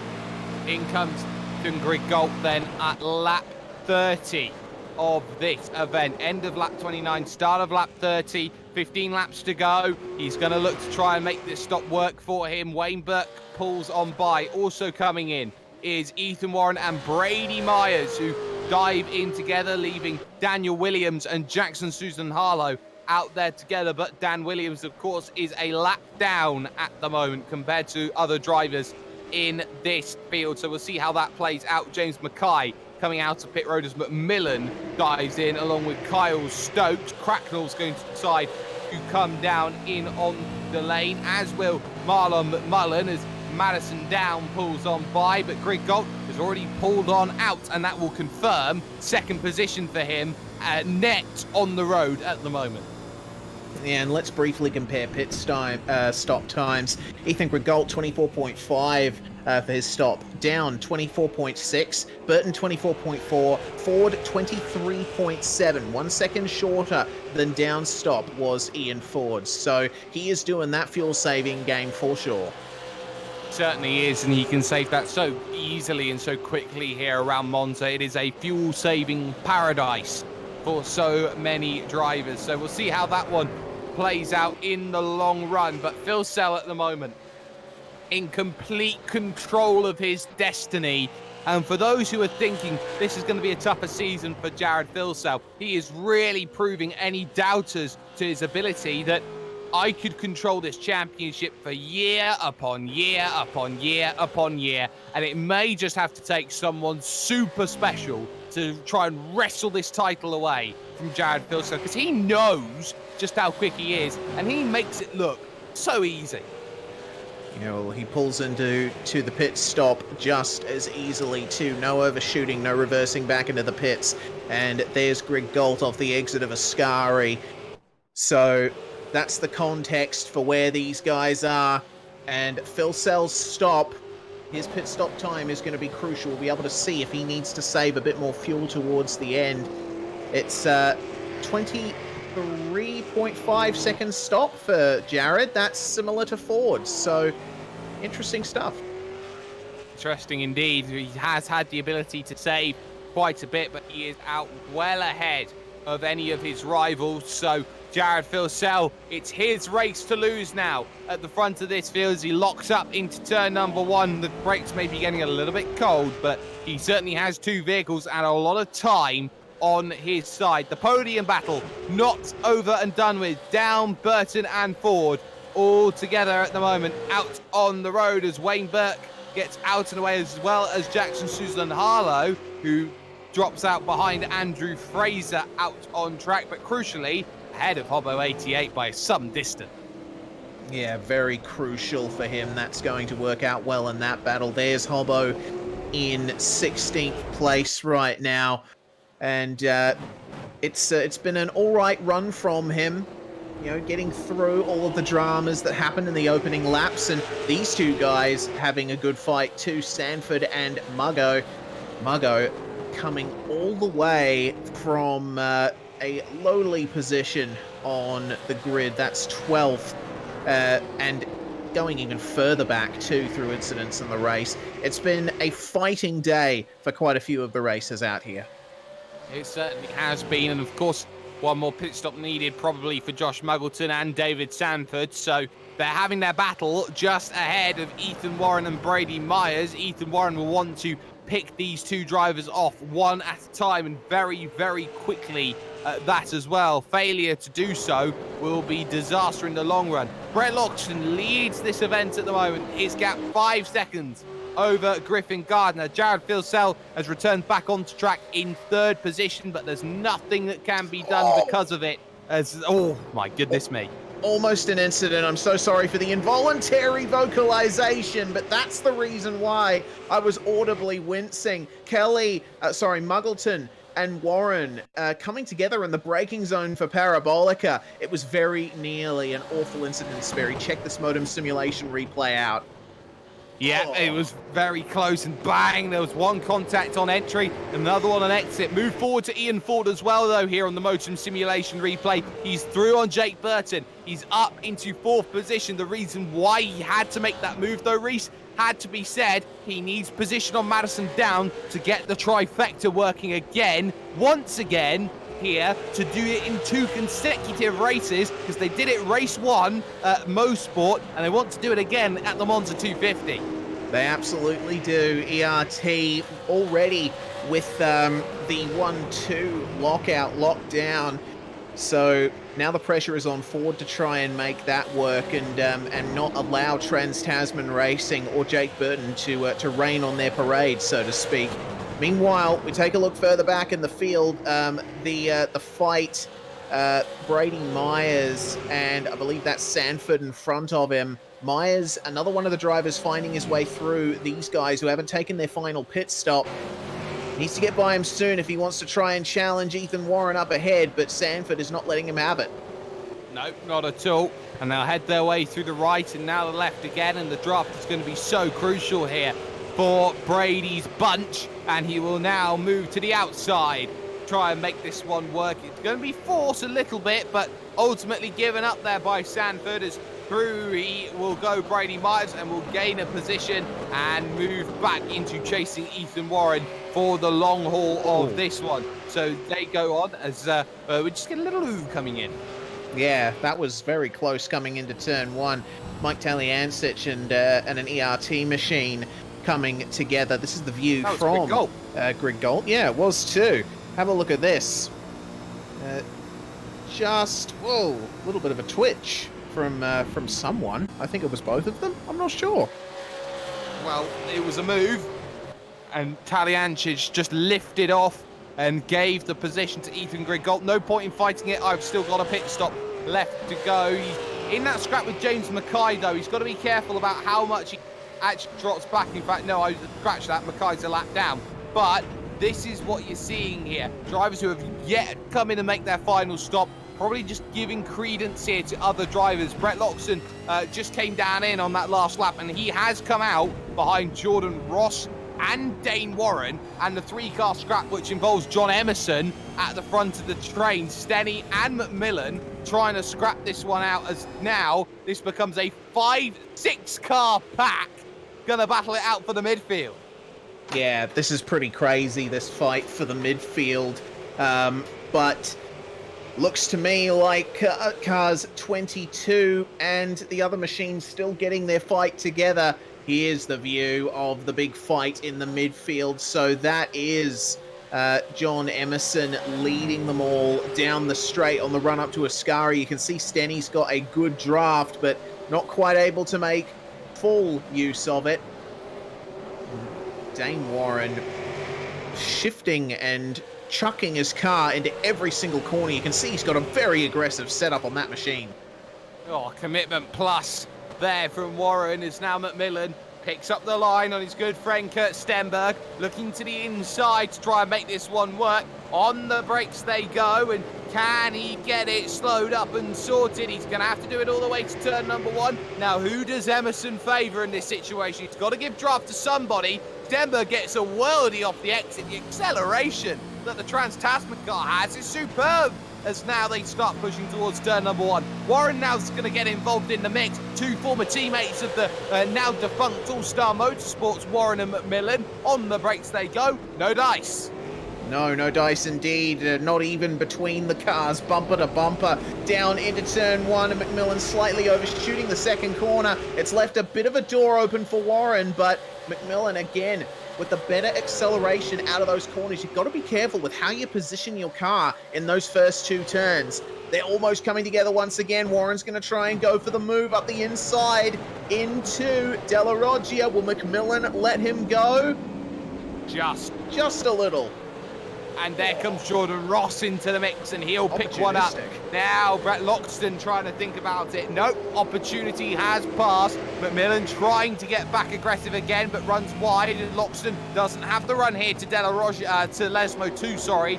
Try and make that work, so he's going to be in all sorts of waiting games, waiting for McMillan to mess up, if that is to be the case. Jared Filsell, though, holds control over this field. Taliancic due to pit in at some stage. That stage is now as he dives down onto the lane. But Ian Ford, focus on him. He's caught Madison down, and now he's thinking about that trifecta, the ERT sweep once again.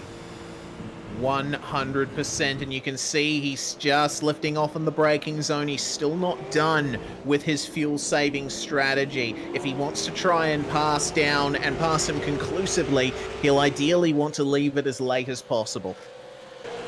try it as late as possible. He'll do everything in his power to make sure that he gets that move sorted. Out of pit road, though, will come Talyancic, and look at where he's going to come out here, because he's actually done incredibly well in this race. Started this one in 25th, and he's just on the back of Brett Loxton, and just fighting out with Cooper Webster, maybe Dean O'Brien. So that's not bad for him, just knocking in and around that top 20. He gets on the brakes into the right-hander, side by side they'll go, and Dean O'Brien is going to fight this every step of the way, but I've got no power on the exit, and Talyancic hold.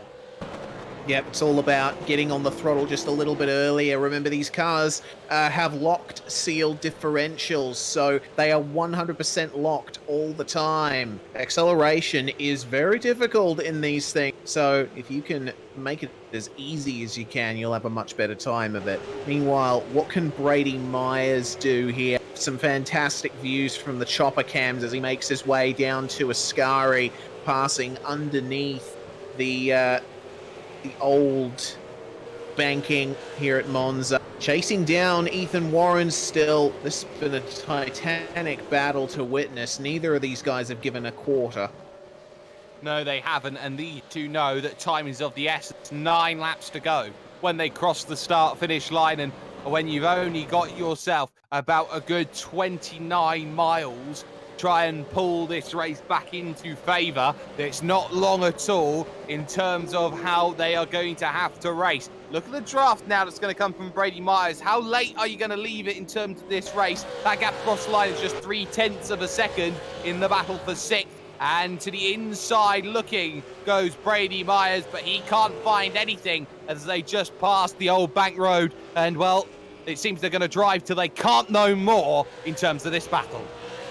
Yeah, they've got the horses in the back, 650 of them to be precise. And this battle between Myers and Warren, 650 plus 650, that's 1,300 horsepower in the back of these things coming down to Della Roggia. You can tell just chipping away bit by bit at the gap. It's all about filling the mirrors of the Altus driver at this point for Myers.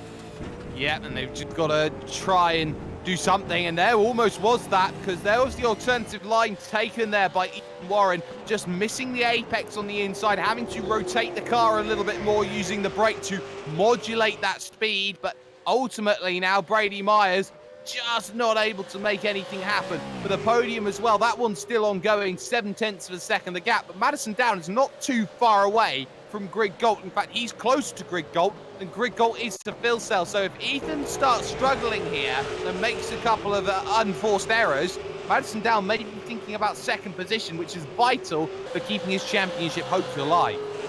This is a replay of Dane Warren making his way past Emerson around the outside of Curva Grande, which you don't often see in these cars. Meanwhile, Burton, we've seen Brady. Oh, what happened to Brady? He's through, just making the move on Ethan Warren down the inside of Parabolica, but not just yet, because Ethan Warren's got entirely all of the draft heading to turn 1. He'll not make the move, and he will play the waiting game, or will he? Because he gets... I'll let you lead, but I'm going to battle this one right to the end and probably get you on the final lap. Love seeing our battles like that turn out and morph and change over the course of a race. So positions have been swapped for now, but will they when we see the checkered flag fall? Kurt Stenberg and Dane Warren, we'll see how they switch out. And Brett Loxton and Jordan Ross, well, I'll tell you what, Ross, he's having a red-hot go at trying to find his way past these guys, but he's not having much luck. On the back of Kurt Stenberg, looking to pull over to the inside to make that move. Stenberg doesn't cover it, but he's got the gap he needs to not really worry so much about it. They've still got Andrew Fraser in front of them. We do believe he's going to have to make a final stop. If he doesn't, then he is really going to be ragging on that fuel tank from now to the end of this one. Fraser now is the cork in the bottle that everyone needs to get by. Yeah, and what a cork in the bottle too, the Stealth Simforce driver. And it's incredibly close here between these two behind him. Dane Warren riding the bumper of Kurt Stenberg through the Vialone. but just jumping off. Once again, Stenberg getting incredibly close to Fraser in the braking zone. There's an element of uncertainty and panic to a situation like this. If you're in Stenberg's shoes, you got a generally slower driver in front of you, one of the guys in front of you behind you. What do you do in that situation? Well, they're both by him. They are. They absolutely are. That was let go by Andrew Fraser. They nearly forced it 3 wide, but picked the run up down the inside. Oh, the Artful Dodger's going to try and get a move, are you? Oh, hello. Here comes Dane Warren now, moving to the right rear quarter panel, trying to pick up the move down the inside. And just like that, it's a drag race for the brakes into the Rettifilio. And Dane Warren, holding that inside line, is going to say, thank you very much. Position his. Fraser absolutely barreling into turn 1 behind him. I was afraid that he was going to make contact with Stenberg. Yeah. Goodness. Going at it with Griffin Gardner, and that is a top 10 now for Griffin as they get on the brakes into the left-right of the Della Roggia around the outside. He got to the inside of turn 1. Muggleton tried to go around the outside. It worked for him, only as far as there, because that is great work from Griffin Gardner to pull himself back into a top 10 position. Forward, though, you go to 4th, because Ian Ford is really just turning the torture rack right now, saying to Madison Down, well, you're a champion, but I'm going to test you right to your limit. Right into Parabolica they go. You can see the tarmac put there for World Superbikes a few years back. Allows the drivers a little bit of leeway if they make a mistake, but you can't overuse that runoff area, as people who are familiar with the lead up to this event are aware. So here's Ian Ford making the move on Madison Down into turn 1, but Down fighting back under brakes. Very confident in the initial application, and he sees what's coming. Lets him go. A little bit of a tap for good measure, but Ford is able to get the power down and start attempting to run away with it. Don't think he's going to succeed. Well, I don't think there's going to be any succeeding in this, but Madison's got to get on there, as does Jake Burton, who runs wide through the Curva Grande. He's using all of his road tax and a bit more to try and make that move as they head themselves through the Della Roggia. And now Burton may have a chance to make the move down the inside. If he's clever, he waits for a better chance, and he will. But Madison Down a little unsettled here, but 6 laps to go, now 5.5. He's got to gather up his thoughts and put one final frontal offensive moving forward. And this is what Ian Ford is going to want, is Burton climbing all over the back of Down and trying to vault him. That's going to allow him to get the gap that he needs to maintain that now 3rd place in the last few laps of this one. Remember, ERT looking to finish 1, 2, 3 here as well. They certainly are, and they are trying to do what in the former iRacing World Championship Grand Prix series that V8SCOPS and SimSport did on numerous occasions, and that is have a stranglehold on the field, on the brakes. Right-hand corner coming for Thomas McMillan, actually, because here's Jordan Ross trying to pick the move up. Couldn't find a way past Fraser at the Della Roggia, but coming out then towards the Ascari chicane. Here comes a chance, and not going to be able to capitalise just yet, but there are later opportunities and effectively later streets to get to the river. Yes, indeed. Andrew Fraser doing a sterling job of holding himself up within that section of the field. Motum simulation replay, meanwhile, of something that happened to Dane Warren down the Vialone and into Ascari. Let's see what went on. An overtake. Ooh. Yeah. And actually, he's got it done beautifully at Ascari. He gets it done on Josh Muggleton. He got side by side, and then Muggleton let them both go. So that's very interesting indeed. So Stenberg now is going to come straight back at him here, down the inside, and he's going to pick up the position here. Is he to steal 12th back? Kurt Stenberg's on a tear!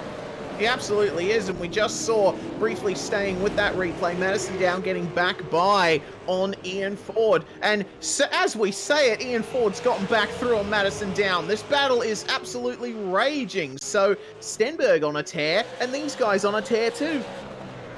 Yes, and not quite the sequel, but now Ian Ford and also Madison Down and Jake Burton are sort of playing with fire here. They know it's late in the day, but they got to make those moves and get as high as possible in these battles that are going on. Wider line taken. Ian Ford is a lot smoother than Madison Down is in terms of the way that's driving. It's a little more punchy from Madison. Burton has just been the quiet man. Very rare to hear that. Burton does like to stick a nose in, does like to battle hard, and it's one of his really good defining traits, but he has taken a back row seat in this scrap for the podium as now they find themselves with just 4 laps to go and only 22 kilometers remaining in this battle. Here comes Madison, back down to the inside, trying to get this one to work. With only 1 car width left, he takes all of it and he gets it slowed down, and there's a bump from Burton to Ford. Yeah, Burton going for that aggressive turn in. Probably wasn't quite expecting Ford to be in that exact spot, but more trading places for these guys for the last spot on the podium. This is what we want to see. Oh, you bet it is. And let's not forget the battle for 6th is certainly not over between Brady Myers and Ethan Warren. There's Dane Warren's battle with Kurt Stenberg, which is going on. Here comes Jordan Ross down the inside of Josh Muggleton, who's going backwards and only that way. So there's the position made. But Millen trying to get past Emerson, he's not going to find it. Dane Warren just goes a little bit too deep, and that might allow Emerson the chance to get some draft. Yeah, just might. And we also see Mike Taliancic and Andrew Fraser getting together. Brett Loxton coming off second best in all of that. Very hard fighting through the midfield, but this battle for third still raging on, and it looks like Burton is the aggressor on Ford now because Down has started to eke out a gap himself. He's got himself 3 car lengths. Taliancic has been turned around in Della Roggia. Big incident. Created a bit of a domino effect there, Sperry. Sorry to interrupt. Yeah, he certainly did. And let's get a Motum simulation replay to see exactly what happened there for Taliancic. Just bang, he was there side by side going through. It wasn't much from Andrew Fraser and co, but just like that, it can happen. And it sparked a huge incident there at the Della Roggia. Everyone going, no yellow flags, no cautions to finish off proceeding. Taliancic actually quite lucky to get that thing going again without too much more damage. Still, he's going to be looking at that and shaking his head and tutting. Meanwhile, Emerson versus McMillan, 14th and 15th down the back stretch towards Parabolica. McMillan definitely looking like he'll attempt the move here. Will Emerson fight it that hard? McMillan's managed to get up alongside in the braking zone. I don't think he'll be able to hold it unless he gets a fantastic throttle application. Emerson on the outside with the traction. Oh, beautifully done. John Emerson now pulling away and trying to do everything in power to try and make this work. Also keep an eye on this battle. This is for 8th and 9th. Wayne Burke has been caught by JSH, Jackson Suslan Harlow, as they now look to scrap for just one more. Wayne Burke's had a great recovery, arguably a driver of the day candidate, going from 26th all the way to the 8th position, but this one's certainly not over and done with just yet. Jake Burton has seemingly been dropped to back because Ian Ford now, who will have 2 laps to go at the stripe, popsicle sticks, will now have himself tucked up underneath Madison Down, looking to take that final position away. Yeah, this is going to be a great last couple of laps for the last spot on the podium. Ford versus Down, it's been brewing for quite some time, boiled over once or twice, but now we're going to get a full bubble, toil and trouble on this witch's cauldron of a 44-lap race. Meanwhile, Emerson versus McMillan, it's continuing on, and Emerson behind McMillan. Let's see what happened on this replay. We certainly will, as now Jordan Ross tries to get involved in that scrap as well. So positions lost as we just catch that one for you, and just like that, position changed. There's now Emerson still holding off Jordan Ross around the outside. No, he can't. Bingo! And that is Jordan Ross finally finding a way through. Look a little bit further forward. Susan Harlow side by side. Ian Ford though, side by side through 1 and into 2 and running out of road on the exit slightly. Madison Down holds on with just a little bit to go, and there is Jake Burton trying to get in for the podium. Look back to Susan Harlow. He's still not through just yet. No, he's certainly not, but will he be able to get through at turn 1? Yep, it looks like he'll be making a move for it. Meanwhile, the battle for third Oh, just a little bit less room given to Ian Ford than he would have wanted. Contact with Madison Still down, going. taking advantage of it though. Yes, indeed. Taking advantage into the Lesmos. Down doing a great job of holding that outside line, even over the marbles. And Burton, meanwhile, he doesn't know where to go. Have a look at Madison continuing to hold this outside line. And now Burton with a fantastic run. And Ian Ford's going to go to the back of this train. Oh, what's going to happen at Ascari? Oh my word, here we go. What can Burton do? Can he get into line? He can. Ian Ford just drops enough. Madison down has got to play the ultimate defense then, as the final lap will come into view for Jared Filsell in the #1 machine, as his drive has been nothing short of sensational, with only one poor mark on him, that being the start. Now though, for Madison down in third position, he's got to hold off one of the most consistent drivers, one of the most brilliant drivers, as now they head themselves through. So now what can you do? Ian Ford trying to get greedy. That's going to help Madison down on this run to turn #1. I doubt we're going to see a move here, but Jake Burton is going to be full bore on the throttle, trying to make this one work as they make their way down to turn #1. The former teammates going at it. Burton to the outside, trying to have a look and see if there's any way to break into the house, and he can't, so he'll start searching round back and looking for another chance to try and make this move happen. Still no, nothing happening for Burton, but can he pick up a good run and get it done in towards turn numbers 4 and 5 at the Della Roggia? Through the Curva Grande they come along.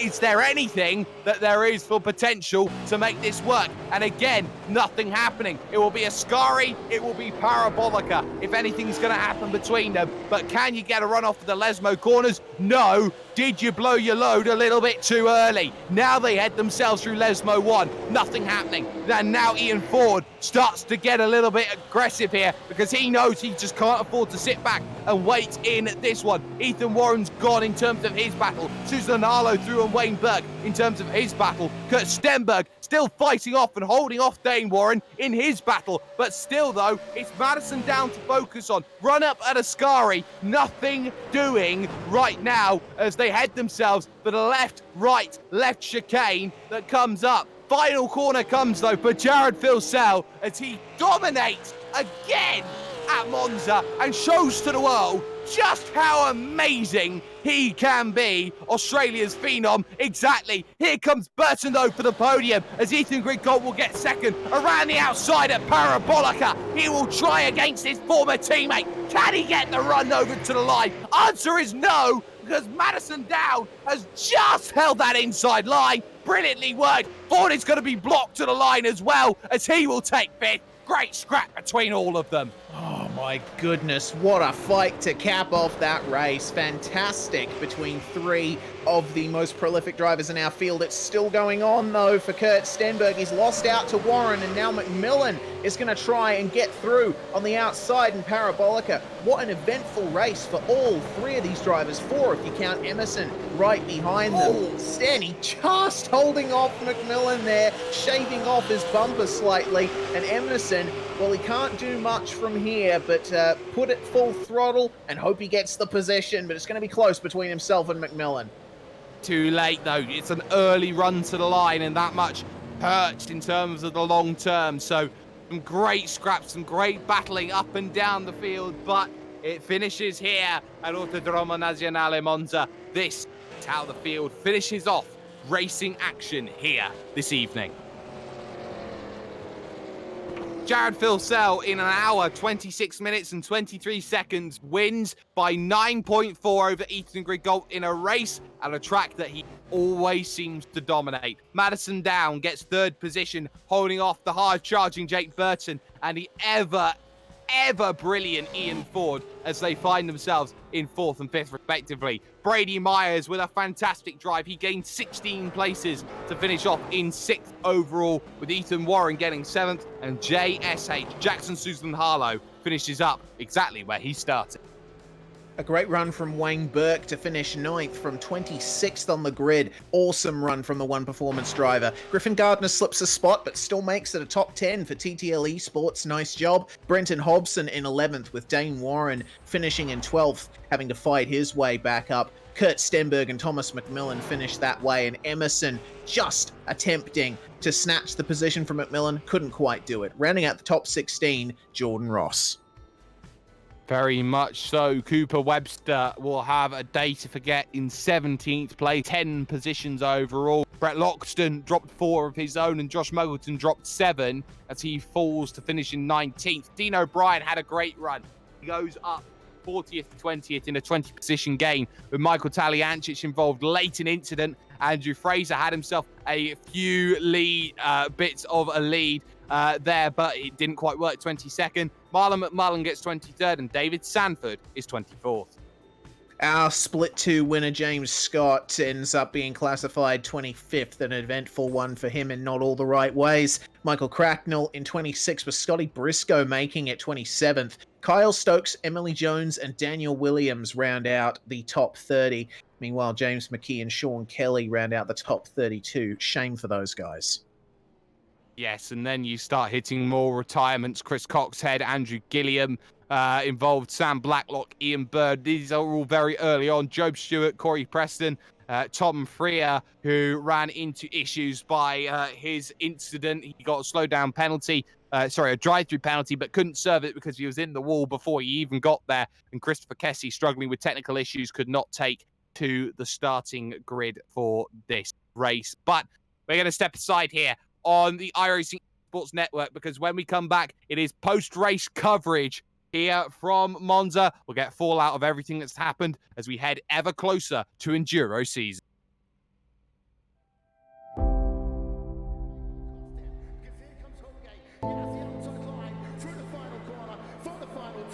Once again, photo finish here at the Indianapolis Motor Speedway. Will it be Tim Hogan? It's going to be Christopher DeMerrick at the line.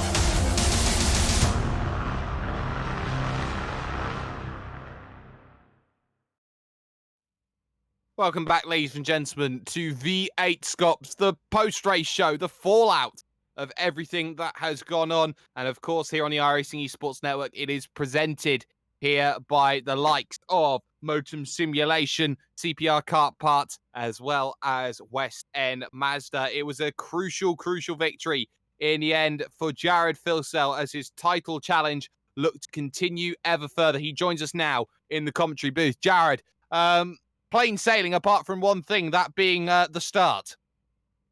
Yeah, that was a bit of a mishap on my behalf. Just slipped the clutch way too much. Made it interesting, though. Well, it certainly did seem to be very, very interesting, but you now find yourself in a position where the championship firmly falls back into your favour, and you now start looking to push on forward towards the next sort of stages in this season. You've got Enduros coming up very soon too. How is that playing into your mind, knowing that you've got yourself a big challenge coming up ahead, a strong, I'd say, Australian winter in the next 2 months or so? How do you prepare for such a grueling schedule coming up?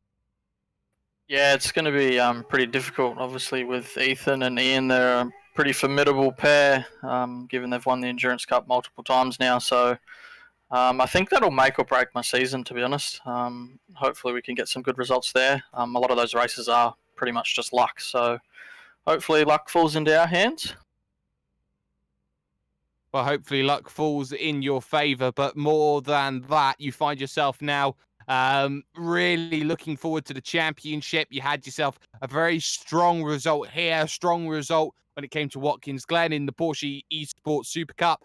Now here's the next question. Where does Jared Filsell go from here, and how important has this season been so far, seeing as you're juggling both championships very well? Yeah, definitely. Obviously this weekend, this was the final clash for the two series, so there's no more clashing here on in, which is good. Makes my job a little bit easier dealing with double duties, but no, just capping off a pretty successful weekend for myself with last night's victory and tonight as well. Can't be. Well, if you can't be happier, then surely there's going to be a happy place to get shout-outs and sponsors done. Who do you have to thank? Obviously Logitech G with their fantastic support, Speed Cafe as well, SDK Gaming, and also Jamie at West End Mazda. Also a big shout out to the guys at Apex Racing Team as well. They actually jumped on the set this week to help, which was cool. So thanks to those guys. Well, that's not a worry at all. Jared Filsell picks up a very big race victory over all. The driver who came in third was Madison Down. He had a lot of battling to do in the end, and he stood by with Reese Gardner. He certainly is, Madison. That was certainly an eventful one from the very start. What was the start like from your perspective, just to kick things off? Yeah, it was a little bit further back on the grid than what I wanted to be. So probably had the pace to be probably then on the next row of the grid. So I was pretty disappointed after quali. Did a pretty average job at the start, which is not an uncommon thing for me. But I was expecting to get a good one. I've resolved the clutch pedal issue that I've had for quite a while now, and expected to get a better one than that. So dropped a spot straight away to Cooper Webster. Luckily got that back later on in the lap, but straight away the whole first stint from there, because I was back in the train so much, I just fuel saved lap after lap after lap. And that fuel saving definitely puts you into a good position with Ford and Burton, especially towards the end. That battle raging on endlessly. It seemed like a waiting game from up here, but what about for you? Yeah, absolutely. I pretty much didn't go on the attack in that whole first stint. I knew I didn't really have the pace for Jared or really even Ethan. I probably could have been closer to Ethan, but it was a track position issue really. And closing that gap was always going to be a hard one. So I was kind of fighting for third in a way, and I knew that pretty early on in the race. So I was just trying to get a strategy advantage over the two guys I was racing, Fordy and Burton. And yeah, we did that in the first one, and then after that, obviously you're on the same strategy as them again. So yeah, then it was a lot of close door-to-door combat after that. It was really good fun. Definitely coming to a head in the last few laps. So from your perspective, a very hard-fought one, considering that you managed to get third in the end. Yeah, absolutely. Came out and spent most of that stint in the lead, which was a tough one because as always I actually short fill the car quite a lot, and that's all good to get the track position, but when it actually comes to finishing the race, it becomes a little bit more challenging when you keep looking down at the data and seeing that you're not going to make it. So yeah, I was trying to use the draft of 40 those couple of times he got past me. It wasn't much. I was only about a litre short, but that's hard to save when you're in a fight. So no, in the end, saved enough fuel, crossed the line with 0.15, 0.2 of a litre to go. So I had a perfect amount in the end. But no, awesome race to Ian and Jake. That was really good fun. And yeah, quick shout out to all the support from TTR this week. We did a lot of work on setup. Unfortunately, we probably didn't get the car quite where we wanted, but yeah, tonight was driven on the Virtual Racing School data pack setup exactly as is. So it does show that the Virtual Racing School is a really good source and can definitely provide competitive setups. Certainly can. Thanks very much for joining us, Madison Down from Trans-Tasman Racing. The next driver we're going to jump in with, Sperry, is our 4th place finisher, Mr. Jake Burton. Very much are. Mr. Burton, it seemed that it was a very interesting race from your part. You were very patient. You were waiting for opportunities to crop up. A short, I'd say an undercut in the early stages really got you back into contention. But ultimately in that race, it came down to a 3-lap battle and nearly got there. Yeah, just about. I think the second stint was probably the deal breaker for the race in terms of keeping up with those lead two. I was sort of the lead of the pack behind Ethan, and I just basically just drove a shocking first few laps of the second stint, and Ethan ran away and Jared's off. Not that we probably would have been able to stay there anyway, but yeah, then Madison and Ian and I all got in a battle, and yeah, it was really awesome at the end. I think different strategies. I needed the draft to get home on fuel, basically, so I was happy to just sit there until the last couple of laps. But yeah, in the end, just didn't quite have the pace to get Madison as well. Made a little mistake on the last corner of the last lap and wasn't quite able to get there, but a good race nonetheless, I think. Well, a very good race for you, but you're now looking at the championship and another couple of points hemorrhage here and there. You're heading over to Watkins Glen in about 2 weeks' time. Of course, hallowed ground for you in terms of what Watkins Glen means to you in V8SCOPS. Just how do you change from damage limitation, looking just outside the podium, consistent top fives, to now suddenly trying to find some victories, put a run of form together, and bring this championship back into perspective? Yeah, well, I said at the start of the year I'd really like to win Watkins. If I could win any race throughout the year, it'd probably be that one. Obviously, to go back to back from last year, and I'd like to do it on pace rather than last year, which was a bit of a racecraft thing. But yeah, honestly, I hate to put a bit of a downer on things, but I don't think it's really going to happen. The reality is that there's 5 drivers at the top of the game in this series at the moment, and the reality is 3 of those drivers are working together every week along with their teams to make a setup all together. And then you got the other 2 who are basically working on their own with their teams. So I just don't think, I think having those guys to compare yourself to and to suggest setup ideas and stuff like that's just making ERT pretty much unassailable at the moment, both as drivers and as a package with the setup. And I think really unless some of us start to work together a little bit more, I honestly don't think it's really going to happen. But we'll try our best. Watkins Glen, historically a racecraft track more than a driver track anyway. So we'll see what happens. Certainly will. Before we let you go, any shout-outs or response? Yeah, just a massive thanks to Virtual School. They've been behind me for a couple of years now. Peter and the whole team there, awesome team. You know, pretty much there isn't really a series in iRacing that doesn't have a VRS car up the front. So it's a real privilege to be backed by them. And head to their website if you're interested in any coaching or... Well, no worries at all. Jake Burton finishing this one off in 4th position. Reese, you find yourself with Ian Ford, who came home in 5th position, but could have had a little more. Yeah, certainly. It wasn't the most optimistic words from Jake Burton just then, but Ian Ford has a lot to be happy about. Could have been a 1-2-3 for ERT, Ian, but you gave it a red hot go nonetheless.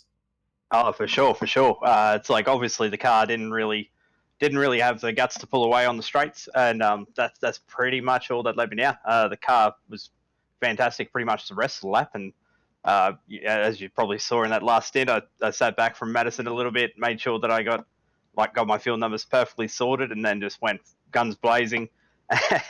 and yeah, probably went a bit too early, about 2 laps to go. Saw an opportunity to get up beside Madison about halfway around the track, and with 3 long straights after that, I pretty much went at the wrong time. So definitely would have been the better strategy to wait until the last lap, but you figured you'd make use of the opportunistic opportunity, I guess, afforded to you.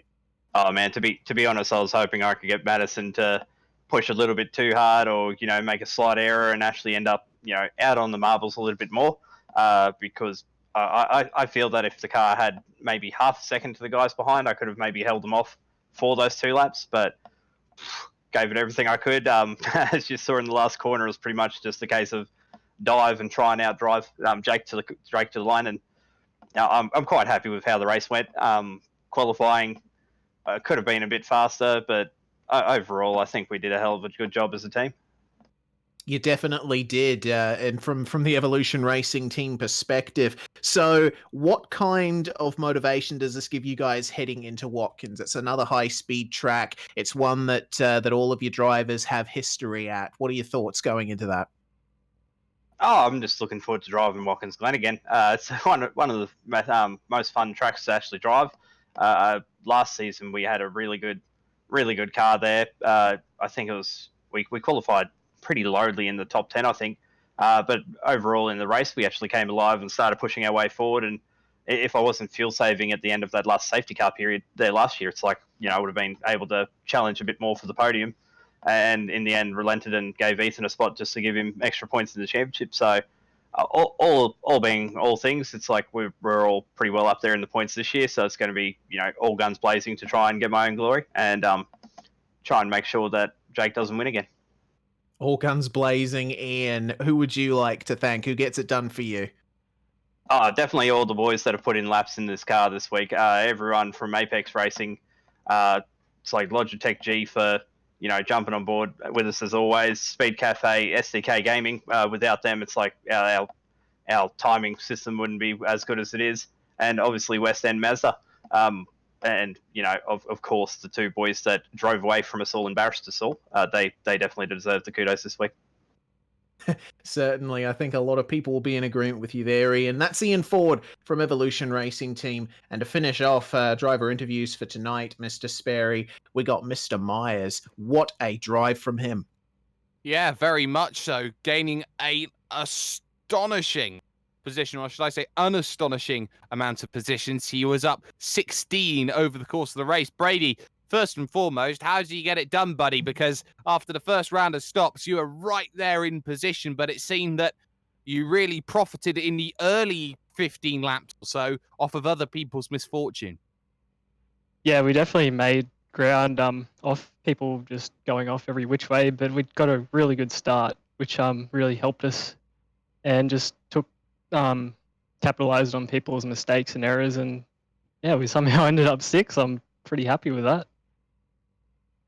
So you should be, but let's talk about the battling that you had with Ethan Warren towards the end of that race. It seemed that every time that you got ahead, Ethan would be very happy to stay behind and wait for opportunities. It was looking like it was going to boil up into this fantastic last lap scrap, and all of a sudden he's lost 6 seconds. Yeah, he messaged me after the race. He got his numbers all mixed up with fuel, but no, that was a really good battle. I enjoyed that a lot. Just the mental battle of figuring out how much fuel he needed to the end and how much the other guy was going to put in. That was a very enjoyable race. I like that. From one enjoyable race to the next, it's Watkins Glen next for you. You had a blown engine last year at Watkins Glen. Have you managed to remedy the errors of blown engines? Yeah, I've definitely worked on my compression braking a lot. Haven't actually blown an engine since, so that's pretty telling, I think. Very telling it is for you as a sixth place finish. It will be for Brady Myers as he finishes up his racing for this week. But we're going to end everything all here. That is it for us here on the iRacing Esports Network, brought to you with SimSpeed TV. A massive thanks to those who get it done, of course, to West End Mazda and to Motum Simulations for everything that they have been able to do. That has been Reese Gardner. That has been Jay Kennedy. Pause for dramatic effect. Kennedy, who has been there with cameras for us. I'm Jake Sperry, and my goodness, Jared Filsell taking this championship by the scruff of the neck. And he's saying, no, it's my yard, and I will decide how my championship goes. And more often than not, it will go back to me. We'll see you at Watkins Glen in 2 weeks' time.